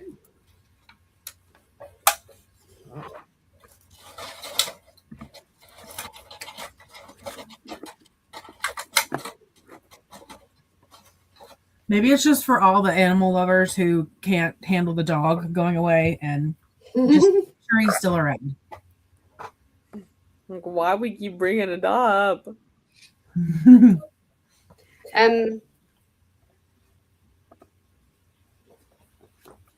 we talked about that one. Talk about what? Why do we keep bringing what? I was going through the Discord and we talked about Arabin and the ring. Yeah.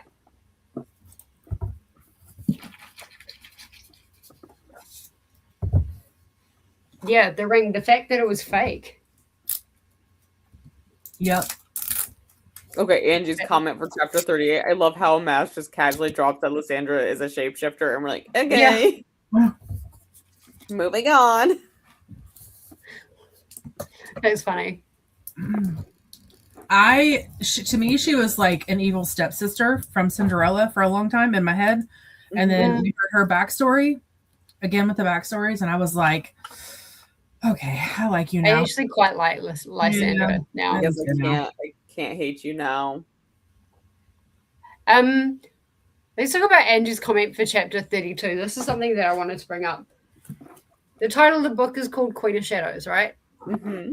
We all assumed that it would be like Aelin, but the only mention of Queen of Shadows is to do with Kaltain.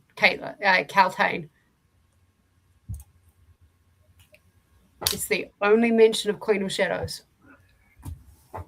Even the parts,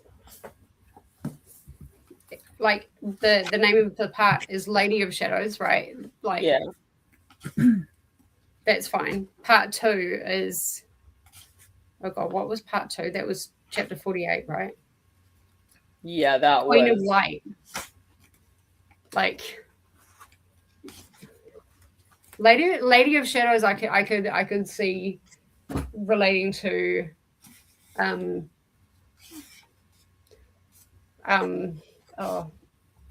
going back to Rifthold and going back to Arabin.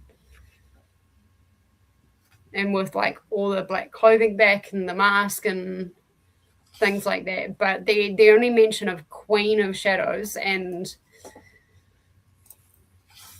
Angie puts it in the comments as chapter 32.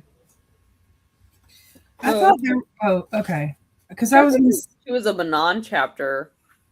I feel like you could also make a case in point for Manon being like a Queen of Shadows. Well, yeah, I could see that, but like, it's Kaltain that has the shadow fire. Mm-hmm. I just feel like that's be like a weird name for the book, and like for them to not have like a major role. Yeah. It's. I was thinking that as well as I was going through. Like, I'm like, surely there's more mention of like Aelin and the Shadows and things like that. But no, the only reference to Queen of Shadows is Kaltain. So my question is Kaltain going to be a bigger role? I could have sworn they mentioned it. Oh wait, did Kaltain die at the end of this book? I think Kaltain died at the end of this book because she engulfed herself in the shadow fire as well. So admittedly, I just Googled it, and it says, Vengeance in the Shadows. The story focuses on Aelin operating in the shadows of Rifthold to take down Arabin and the king, moving away from her identity as a Fae princess and back into her role as an assassin. Mm-hmm. Reclaiming identity. At this point, she's transitioning from Selena to Terracin. Shadows of the past. Aelin is confronting the shadows of her past traumas in her lost kingdom. And a queen without a crown. Early in the book, she does not yet sit on her throne, reigning only over the underworld and her own shadowy reputation until she can officially return to her kingdom.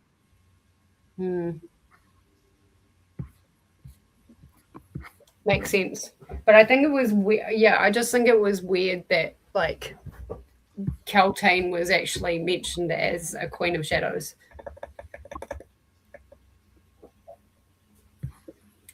Did I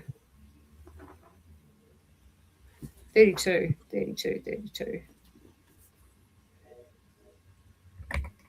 Okay,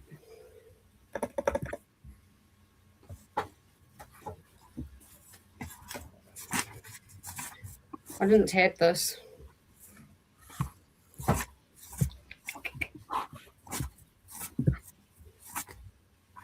31 talks about Caltaine.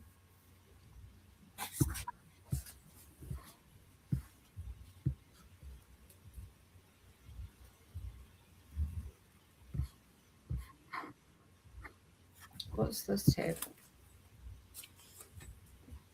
Oh no, that's my tab 30.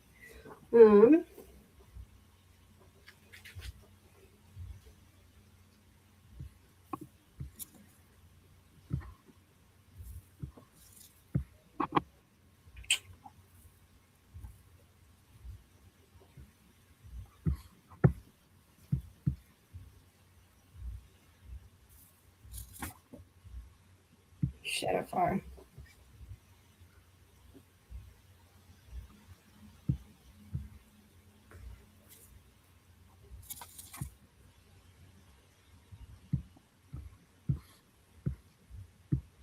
I don't see it. I remember Queen of Shadows being used in regards to Caltaine as well. I was just gonna. I remember the thing with the Lady of Shadows, like that being mentioned.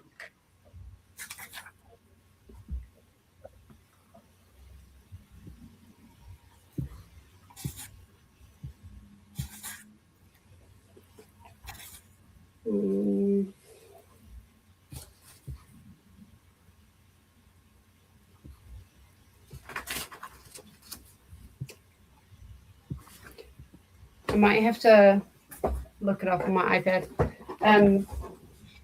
But Caltaine was a fun character in this book.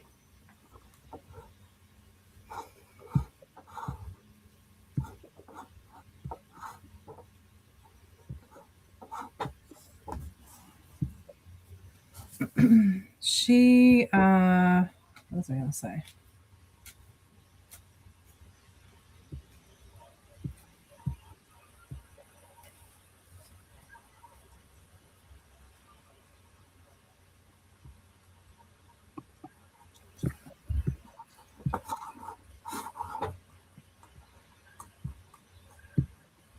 Oh, here we go.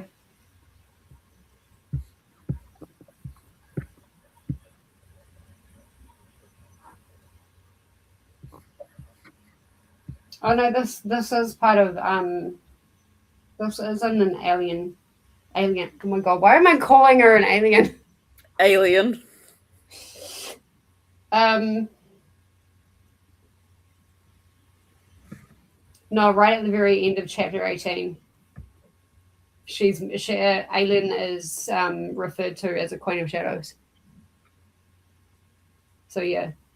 I was saying, okay, that's what I remembered it being about, because I remember thinking she's putting in all of the titles of her books in this one book. Because it said something in there about, what page did you say that was? It's like the last page of chapter 18. It doesn't give me anything specific on this.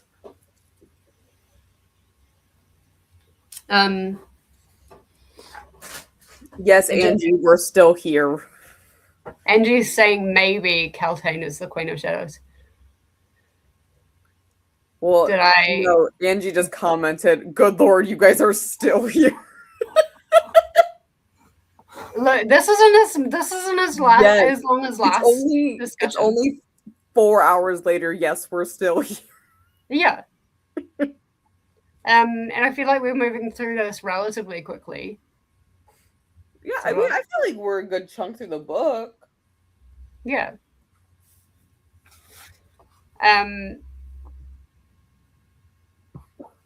Okay, so we've debunked the maybe Caltaine, but like, yeah, that was an interesting theory, Angie.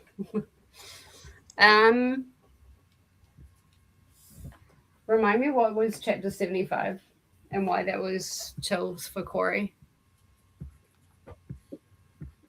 I don't think she said specifically. She Yeah, I did remember. put in the Discord Oh, chapter okay, sorry. 75 chills, just chills. What's that one? 75. Sometimes I'm dyslexic. Ooh, I passed it.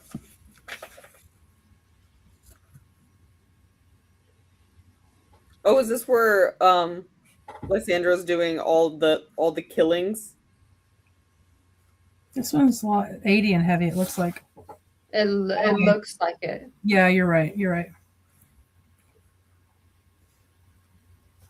Yeah, that was great. That was a great chapter. That was another great like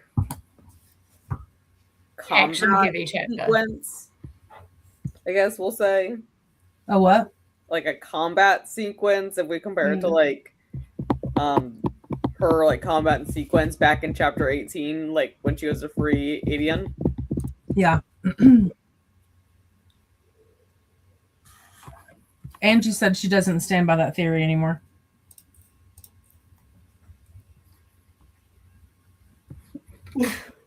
No worries, we're going through all of it. Yeah.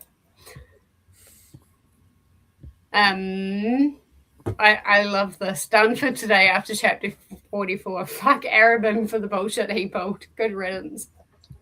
It's exactly how I felt.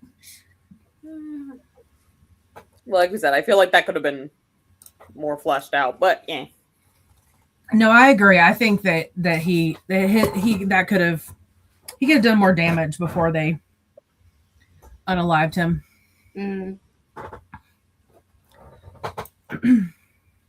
I would love to have seen that be a slow burn. Yeah. Especially Arabin's slow burn.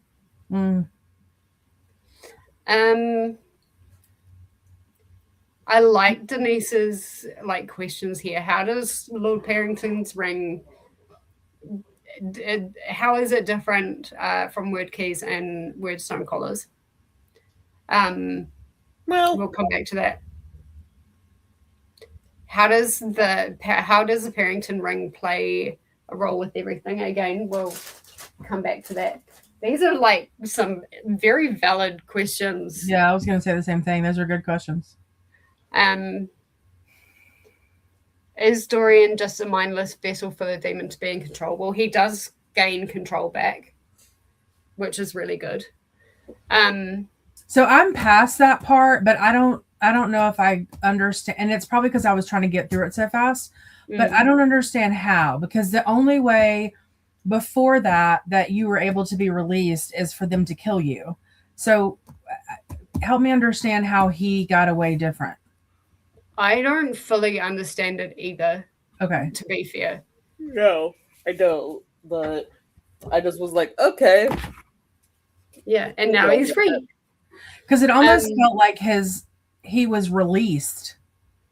Perhaps because it happened after the magic was freed. Like after the clock towers went down. So maybe that has something to do with it, like the ability to use magic.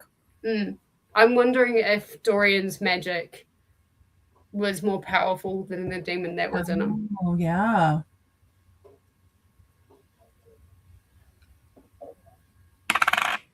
But it took him a minute to come out of that. Yeah. I mean, there would have been a hell of a fight going on, but I think, yeah, maybe his magic, which again makes me think he's Fae, because if his magic is strong enough to beat I don't see how he could possibly just casually have some magic and not be Fae.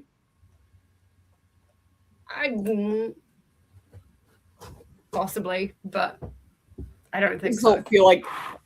I just don't feel like it's like possible with this. Like, bro, you're Fae. Like, you have to be at least part Fae. Yeah, exactly. You'll find out in the next book. So wait. So that whole lineage has something to do with Dorian. Okay. All right. Well, that's good that we're going to get more information on Dorian.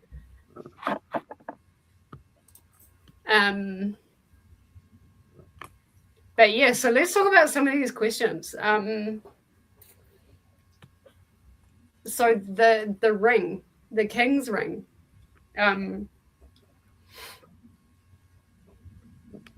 he was we being could use a controlled, right? whole village like villain origin story. Yeah. How did this happen? How did you get this ring? Because like the king and Perrington are like buddy dudes. Yeah. And then we find out that. And like, how long has he been under this control? Like, oh my God, Judy. My granddad's sister just yeeted her walking stick up the stairs. You should have seen it. I love you, Judy. If you ever watch this back.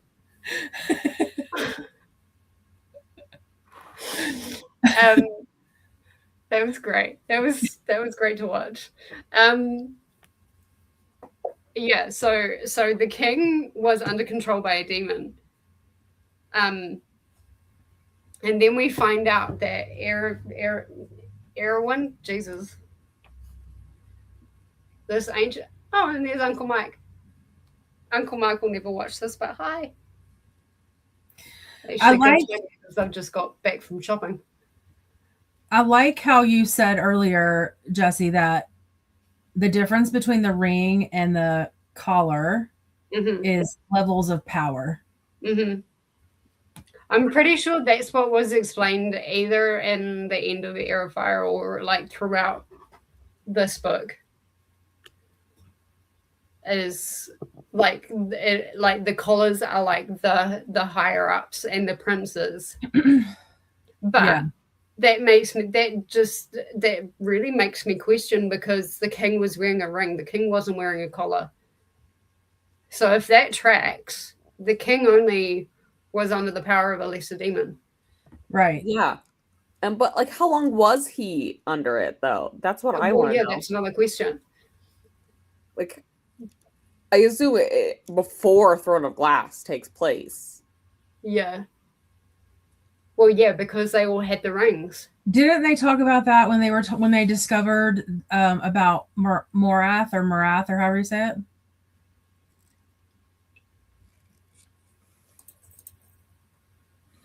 So this is what I private messaged you guys earlier.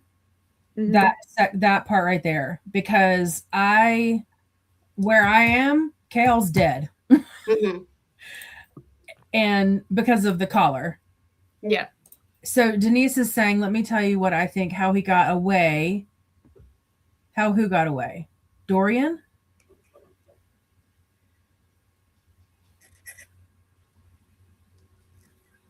Or the king? No, because the king was able to fight it because, the king I think saw the ring on Dorian, the golden ring. This is about Dorian. Okay. So Dorian got away from the Vogue because he thought Kale was dead? Is that what she's saying? No, I think Dorian. I think it's because he just wasn't showing like anything when Aelin was trying to get him to remember. Right. Kale and everything like that. He just wasn't showing like anything. Right. So I think it's a combination of the golden ring and the fact that the magic was released. I think it has to do something with the magic. Yeah. Because like the demon was winning that fight, like even with the ring, like you can kind of see that fight going on between the two of them, but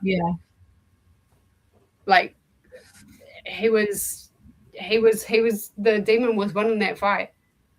And then all of a sudden the magic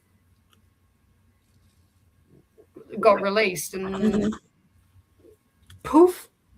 Well, not quite that quickly, but I think Aelin had something to do with it as well, because she either shot a shield or shot something at him to like block his attack. Yeah, I remember that too. Yeah.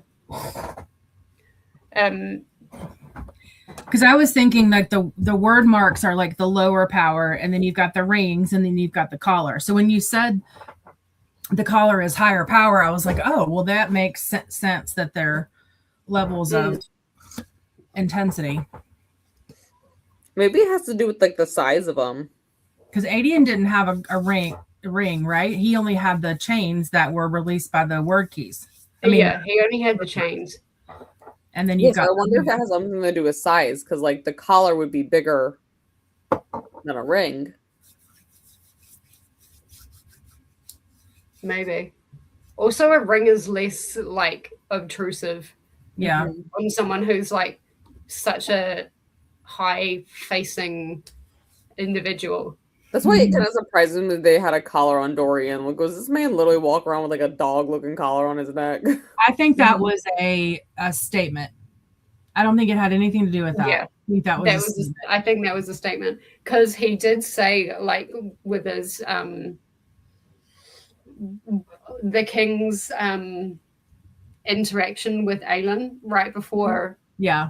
Like he did say, "You forget I have 2 sons." Yeah. I think he was trying to prove a point with that. Yeah. So like he would easily have had his son killed. Like that's fine. Mm-hmm. It's fine. Go ahead and kill him. Because even in Crown of Midnight, when that, or maybe it was Stone of Glass, one of the two, when the second son was brought into the picture, like it was very obvious that he preferred him. I can't remember his name now, over Dorian to be, to be his heir. Yeah. I wonder if we'll hear more from the other son, though. I bet we will. I don't know. No? Well, like, I don't know. I hope so. It'd be interesting. Because there's a comment from Dorian towards the end of the book that says, I haven't been crowned king yet. Yeah. Yeah. So I wonder if there will be like a fight for power. Who's the older one? Pretty sure it's Dorian. Dorian is the older one. So unless there's some sort of like will, he would automatically get it, right? Yeah, but I always think like fantasy books like taking place like ancient times where they're like the eldest born automatically gets it. That's what I'm saying. You don't think that'll happen? But I wonder if there will be a fight between the two of them. Yeah. Because like Aelin has to make that comment of you guys aren't allowed to loot the city. This is your new king. Yeah. What if like there's like this discrepancy of who should be the new king? I guess, like that'd give the opportunity for the younger. I think the younger brother is still a teenager, though. Like you could totally throw like a whole coup in there and like have a riot. I mean, with the fact that and the guy's name is Erewhon, who's like the big like head honcho demon thing. The other son? They have similar names. No, not the other son. Be a trend. The demon that lives inside Parrington. Yeah, that's the one. I was shook when we figured that out. I was so shook. I was like, But that's where my eyes comment comes in, right? From the collar got away. Yeah. Where you were what? Where my comment about his eyes. About Duke Parrington's eyes. Oh, the black eyes. Yeah, you picked that up like really good. Like that was impressive. Because I did not. And I still I held it in the back of my mind once you said it. But it wasn't like at the front there.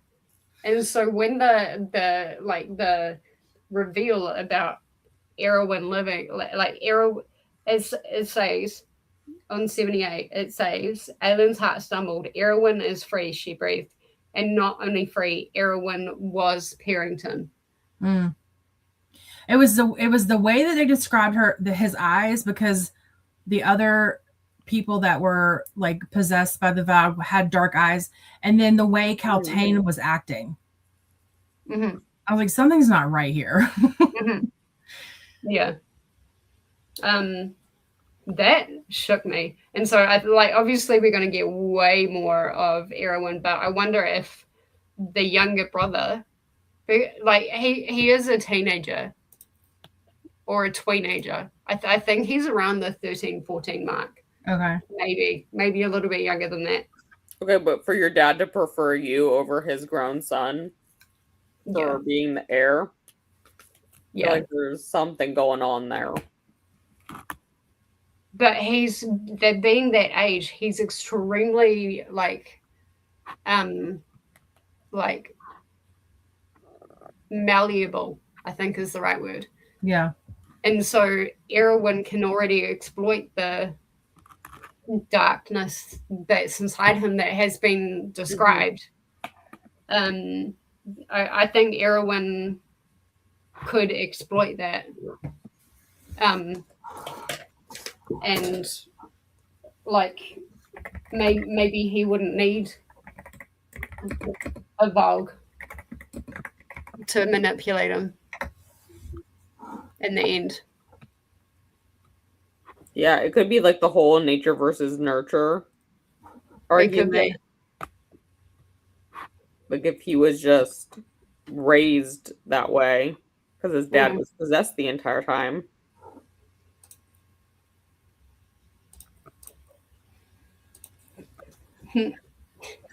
Rendered like a really tiny little chapter summary from like chapter 74 onwards.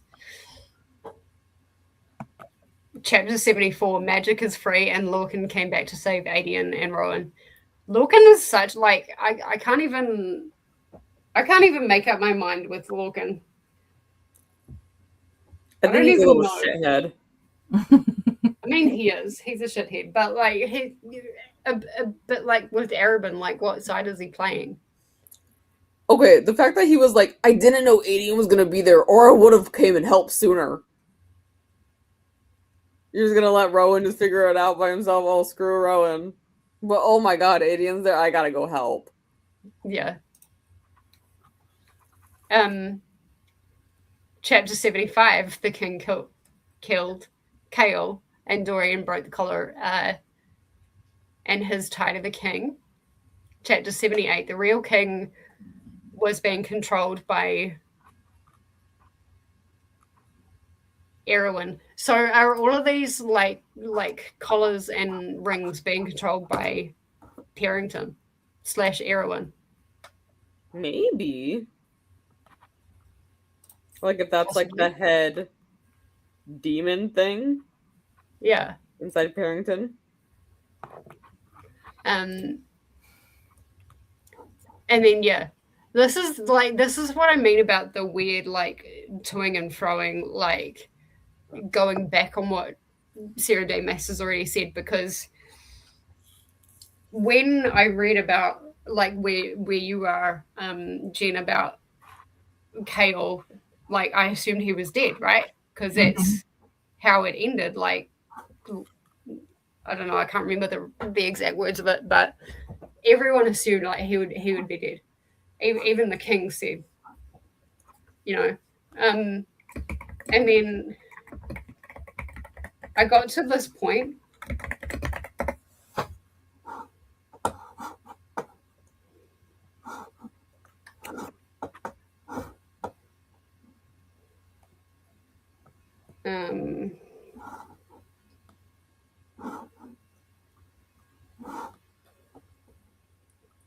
This is chapter 83. So this is the one that you liked. Oh my god, yeah, that was the chapter that was killing me last night. But it says that had been 3 days ago. Rowan hadn't seen or scented Lorcan since. Lysandra mercifully had stopped hurling her guts up, which was so funny because she threw up on Lorcan. Multiple times. Multiple times. That is what killed me. Like her, like hurling on Lorcan. So like she shapeshifts and she like kills all those things, and then she like starts to vomit it all back in her human form. That wasn't the part that killed me though. What killed me was when Aelin wakes up and Rowan goes into the bedroom and like they finally kiss, and then he's just like in the doorway, and so Rowan just uses his magic and like slams the door straight in his face. Yeah. Like, privacy, please. He finally got to kiss her, so please give them privacy. But it's right before that scene though, where Rowan, where I think it's Aelin says it back to Rowan, where one of them earlier, a few chapters before that, like, well, not a few, quite a bit of chapters before that, said, oh my god, let me just find it. Okay, really quickly, the thing that stood out to me was the shapeshifter had claimed a room across the hall between the two chambers in which the Crown Prince and Kale still slept. She just kind of like slid that in there, and I'm like, what? Because the way the chapter ended, the chapter where we assumed that Kale died, it really did sound like Kale died. I mean, it wasn't specifically said. No, but you find out that she slipped the eye into his pocket. Exactly. But I don't know when she had time to do that, but that's like another example of where she's like, oh, we're going to go in this direction. JK. Joking. Nobody found it. So earlier, Aelin had said that Rowan makes her not just want to exist, but to live. And then he says it back to her in that word. He says, you make me want to live too, Aelin Galathinius. He said, not exist, but live. And that was like, oh my god. Finally, they're just going to admit something to each other. Yeah. Only, I don't know, 1,000 pages later. More than 1,000 pages. Yeah. The YA comes in. But that, well, I can see why people would really enjoy Queen of Shadows, because like of how it is so racy basically from chapter 67 onwards. You don't get a break. And there were a lot of really well choreographed fight scenes in there. But I think my final thoughts on Queen of Shadows, I was about to say Crown of Midnight, is the pacing was really off.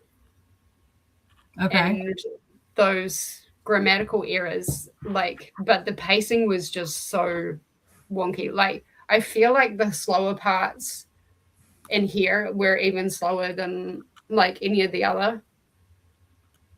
It just felt like it dragged on a wee bit. All necessary stuff, but I don't know. I just feel like the pacing was really not great right up until the very end, and then it went full tit. That's really funny. That's exactly how I felt about Heir of Fire. Like word for word, that's how I felt about it. Yeah. And see, I found Heir of Fire, I found the pacing of Heir of Fire, apart from the fact that I didn't really care about the Manon chapters, I found the pacing of it like a lot smoother. But yeah, this one was like a roller coaster where it didn't have like, it starts off and it goes up and we have a little dip, but then we go back up for the end. No, this one is all up, down, and then it throws a U-turn. Oh, what? And then it goes upside down. Wait, no, it's not a U-turn. It's, oh shit, we almost missed our turn. Yeah. Yeah. Just kidding. We were actually supposed to go east. Yeah, exactly. It's cut across 3 lanes of traffic. Yeah. Yeah. Did you end up having it, Lexi? Sorry. Yeah. Go ahead, Jesse. I was just gonna say, like, I still enjoyed myself and enjoyed the the content of it, and I'm really excited to get to Empire of Storms and Tower of Dawn. But that was a hard book for me to read. That was hard. And it Are you makes going to me try to immersion the next two or just eyeball? I'm too cheap to buy the audiobooks. Same. So I'm just gonna eyeball. Okay. They're on my kooky TBR anyway. They're on mine too. It's an undertaking to do all that with your eyes, though. It is. It is. I'm hoping with the amount of hype that is going to be happening with Kooky that I can get it done. Mm-hmm. And we just not have to have get some burnt really out. productive people be on Kooky so that like people who are very much like we are only talking for 10 minutes and then we are switching. It's not going to be me. Yeah. If I have nobody on with Somebody me, needs to. yeah. If I have nobody on with me, I'm usually one of those really productive sprinters. Same here. But if I have somebody on with me, I'm not. Well, maybe like one of I us know can I be can on with ramble. you. Well, yeah, I think we all can at some point. But maybe if one of us are on with you, we'll be like, all right, let's go. We got to read 6 chapters a day. Yeah. I'm gonna 6 chapters a day. 5. I think it's 5. But either way, we'll keep each other on task. Yeah, we're just gonna have to keep each other accountable, I think. Yeah, And I be will like- just start rambling like to myself forever. It doesn't even matter if someone's on. I'll just keep rambling. But at least like we should be like, okay, by these sprints, we all have to be between these pages. Yeah. Like Amazing. even if you're past that, that's fine. But you have to at least be up to a certain amount of pages. Yeah. So I think that's what's going to have to happen. I'm probably not. I'll read some of Empire of Storms tomorrow, but I'm not going to read any more tonight. I think my brain needs a bit of a break. Yeah. I think you said you were going to take a bit of a break for the weekend. I don't know if I'll do all weekend because that puts me 3 days behind already. But definitely tomorrow. Okay, That's probably a good does idea. today count as our first day, or does tomorrow count as our Tomorrow. first day? Okay. It's technically the first day for me because it's the first, but I've been working on American time for all of these. So yeah, tomorrow. Yeah. But if you need to take a break, that's probably a really good idea. Well, maybe I'll take Saturday. Well, I don't know. We'll see because I still have to finish this one. But we'll see. I don't have anything going on this weekend, so it should be fun. Yeah. May is a really easy month for me because I'm taking some time off in May, towards the end. So, and there's not a lot. Well, let's say that the second weekend of the month, I have something all weekend, but it's not a bad month. Knock on wood. Yeah. I completely forgot that my sister graduates high school this month. Yeah. So like her graduation is like on like the 24th or something, whatever the Sunday. It's like a week or something before Memorial Day, and then her graduation party is Memorial Day weekend. Memorial Day weekend is the 24th. Okay, so that is she graduates then, and then it's like the week after that is her graduation then. Yeah. Mm. My husband hates May because it's our anniversary and Mother's Day and my birthday. Okay, so he can't forget any of them then. He knows It they're was all. so funny the other day. He was like, son of a mother. I'm like, what's wrong with you? He's like, it's almost May. And I was like, okay. And he's like, you know I hate May. Okay, but who made that decision to marry you in May then? I know. Knowing that your birthday is in May and that you were probably going to have children. Yeah. Mm. He's totally kidding, but it's always funny. He's just like, He brought this on himself. yeah. My sister's birthday is in May.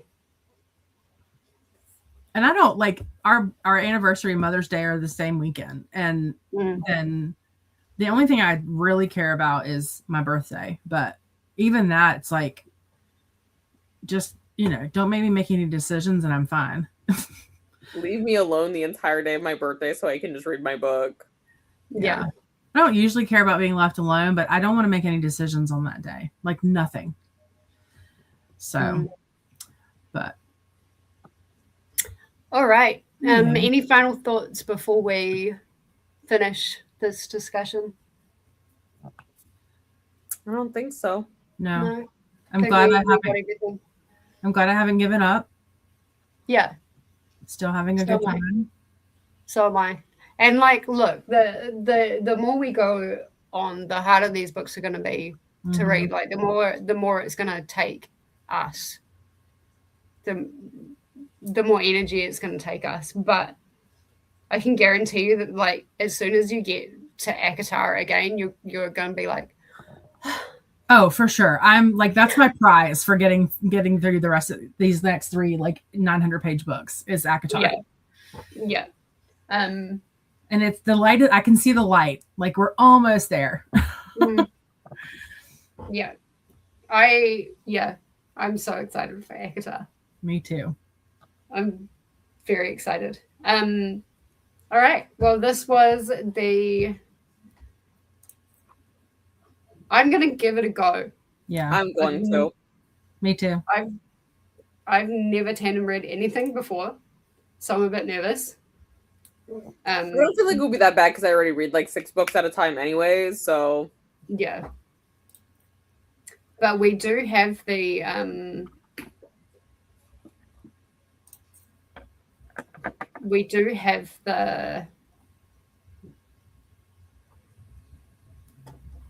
where is it? Not Empire of Storms, Tandem Read. We do have the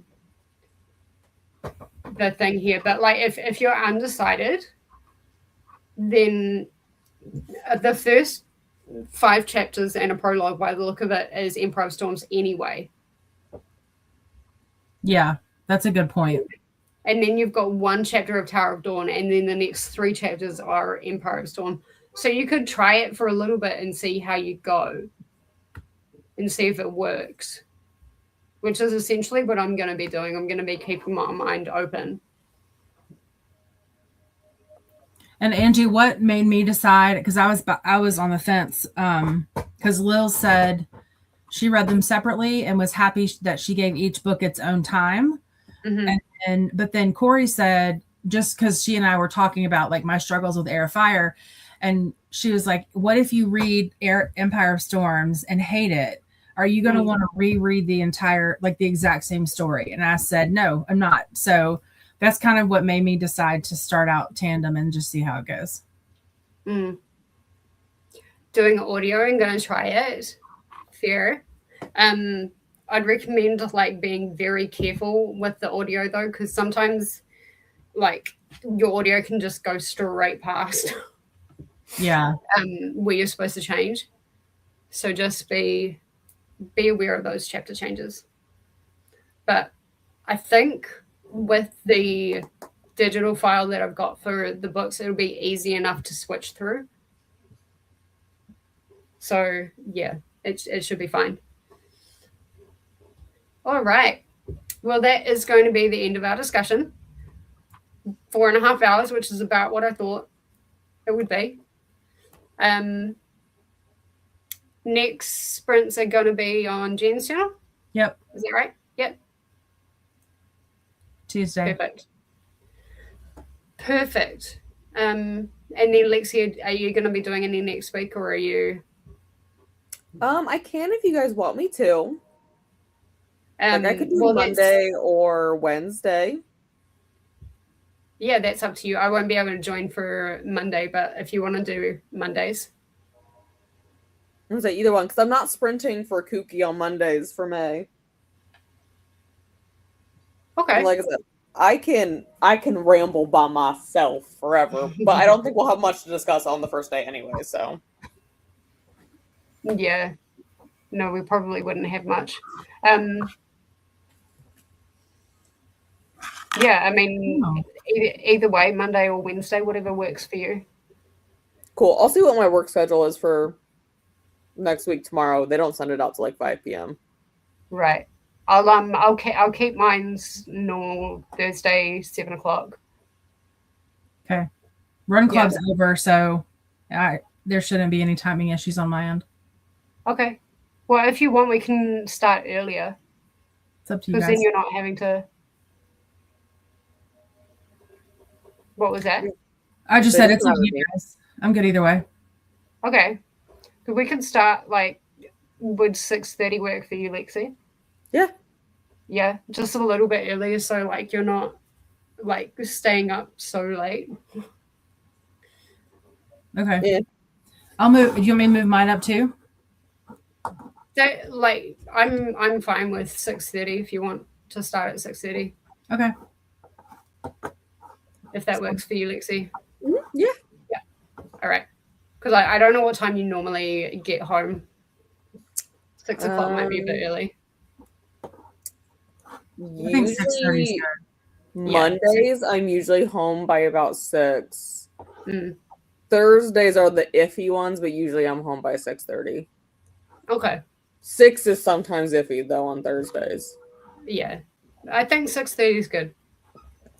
We'll move them up to 6:30. Okay. Cool. Sounds good. Perfect. Excellent. Well, I am gonna go and pretend like I'm social. I'm also gonna be on driving to get takeaways duty. Takeaways that I can't eat. But sacrifices and all that. Yeah. So yeah. But thank you everyone for joining all of us today. And yes, Cookie has officially started for anybody that wants to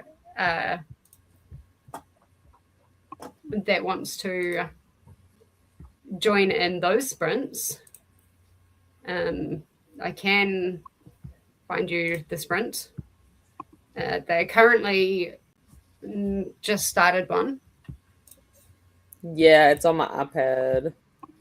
Still down here on the floor. It's been playing pretty much on my screen all day. Is that Coda? I think it is. Yes, Coda, Nicole, and Crystal. Oh, fuck, that could be some fun conversations. Yeah, Sarah was on earlier, but she probably had to head to bed or something too. And these will be going for a fair few hours for anyone that does want to stay up, or for anyone that's in the Southern Hemisphere. It's 12-hour ones to start off with kickoff, right? Yep. And so usually Nicole does 12 hours for kickoff. Yep. And then Coda's going for 10 hours or something tomorrow night. Crazy. Because he starts at 8 p.m. my time, and I take over at 6 a.m. Oh gosh. Wow. I won't be able to join for most of those sprints. I've got a birthday. You have people at your house, you gotta socialize with them or something. Yeah, whatever that is. But yes, definitely make sure you go ahead. Sorry. I put one headphone in and then you just put your hair in front of it. Yeah, right. Yeah. All right. See everybody on Cookie. And then we'll also see everybody on Jen's channel next Tuesday. Wednesday. Yep. Yeah. Perfect. Excellent. Bye, everyone. Bye.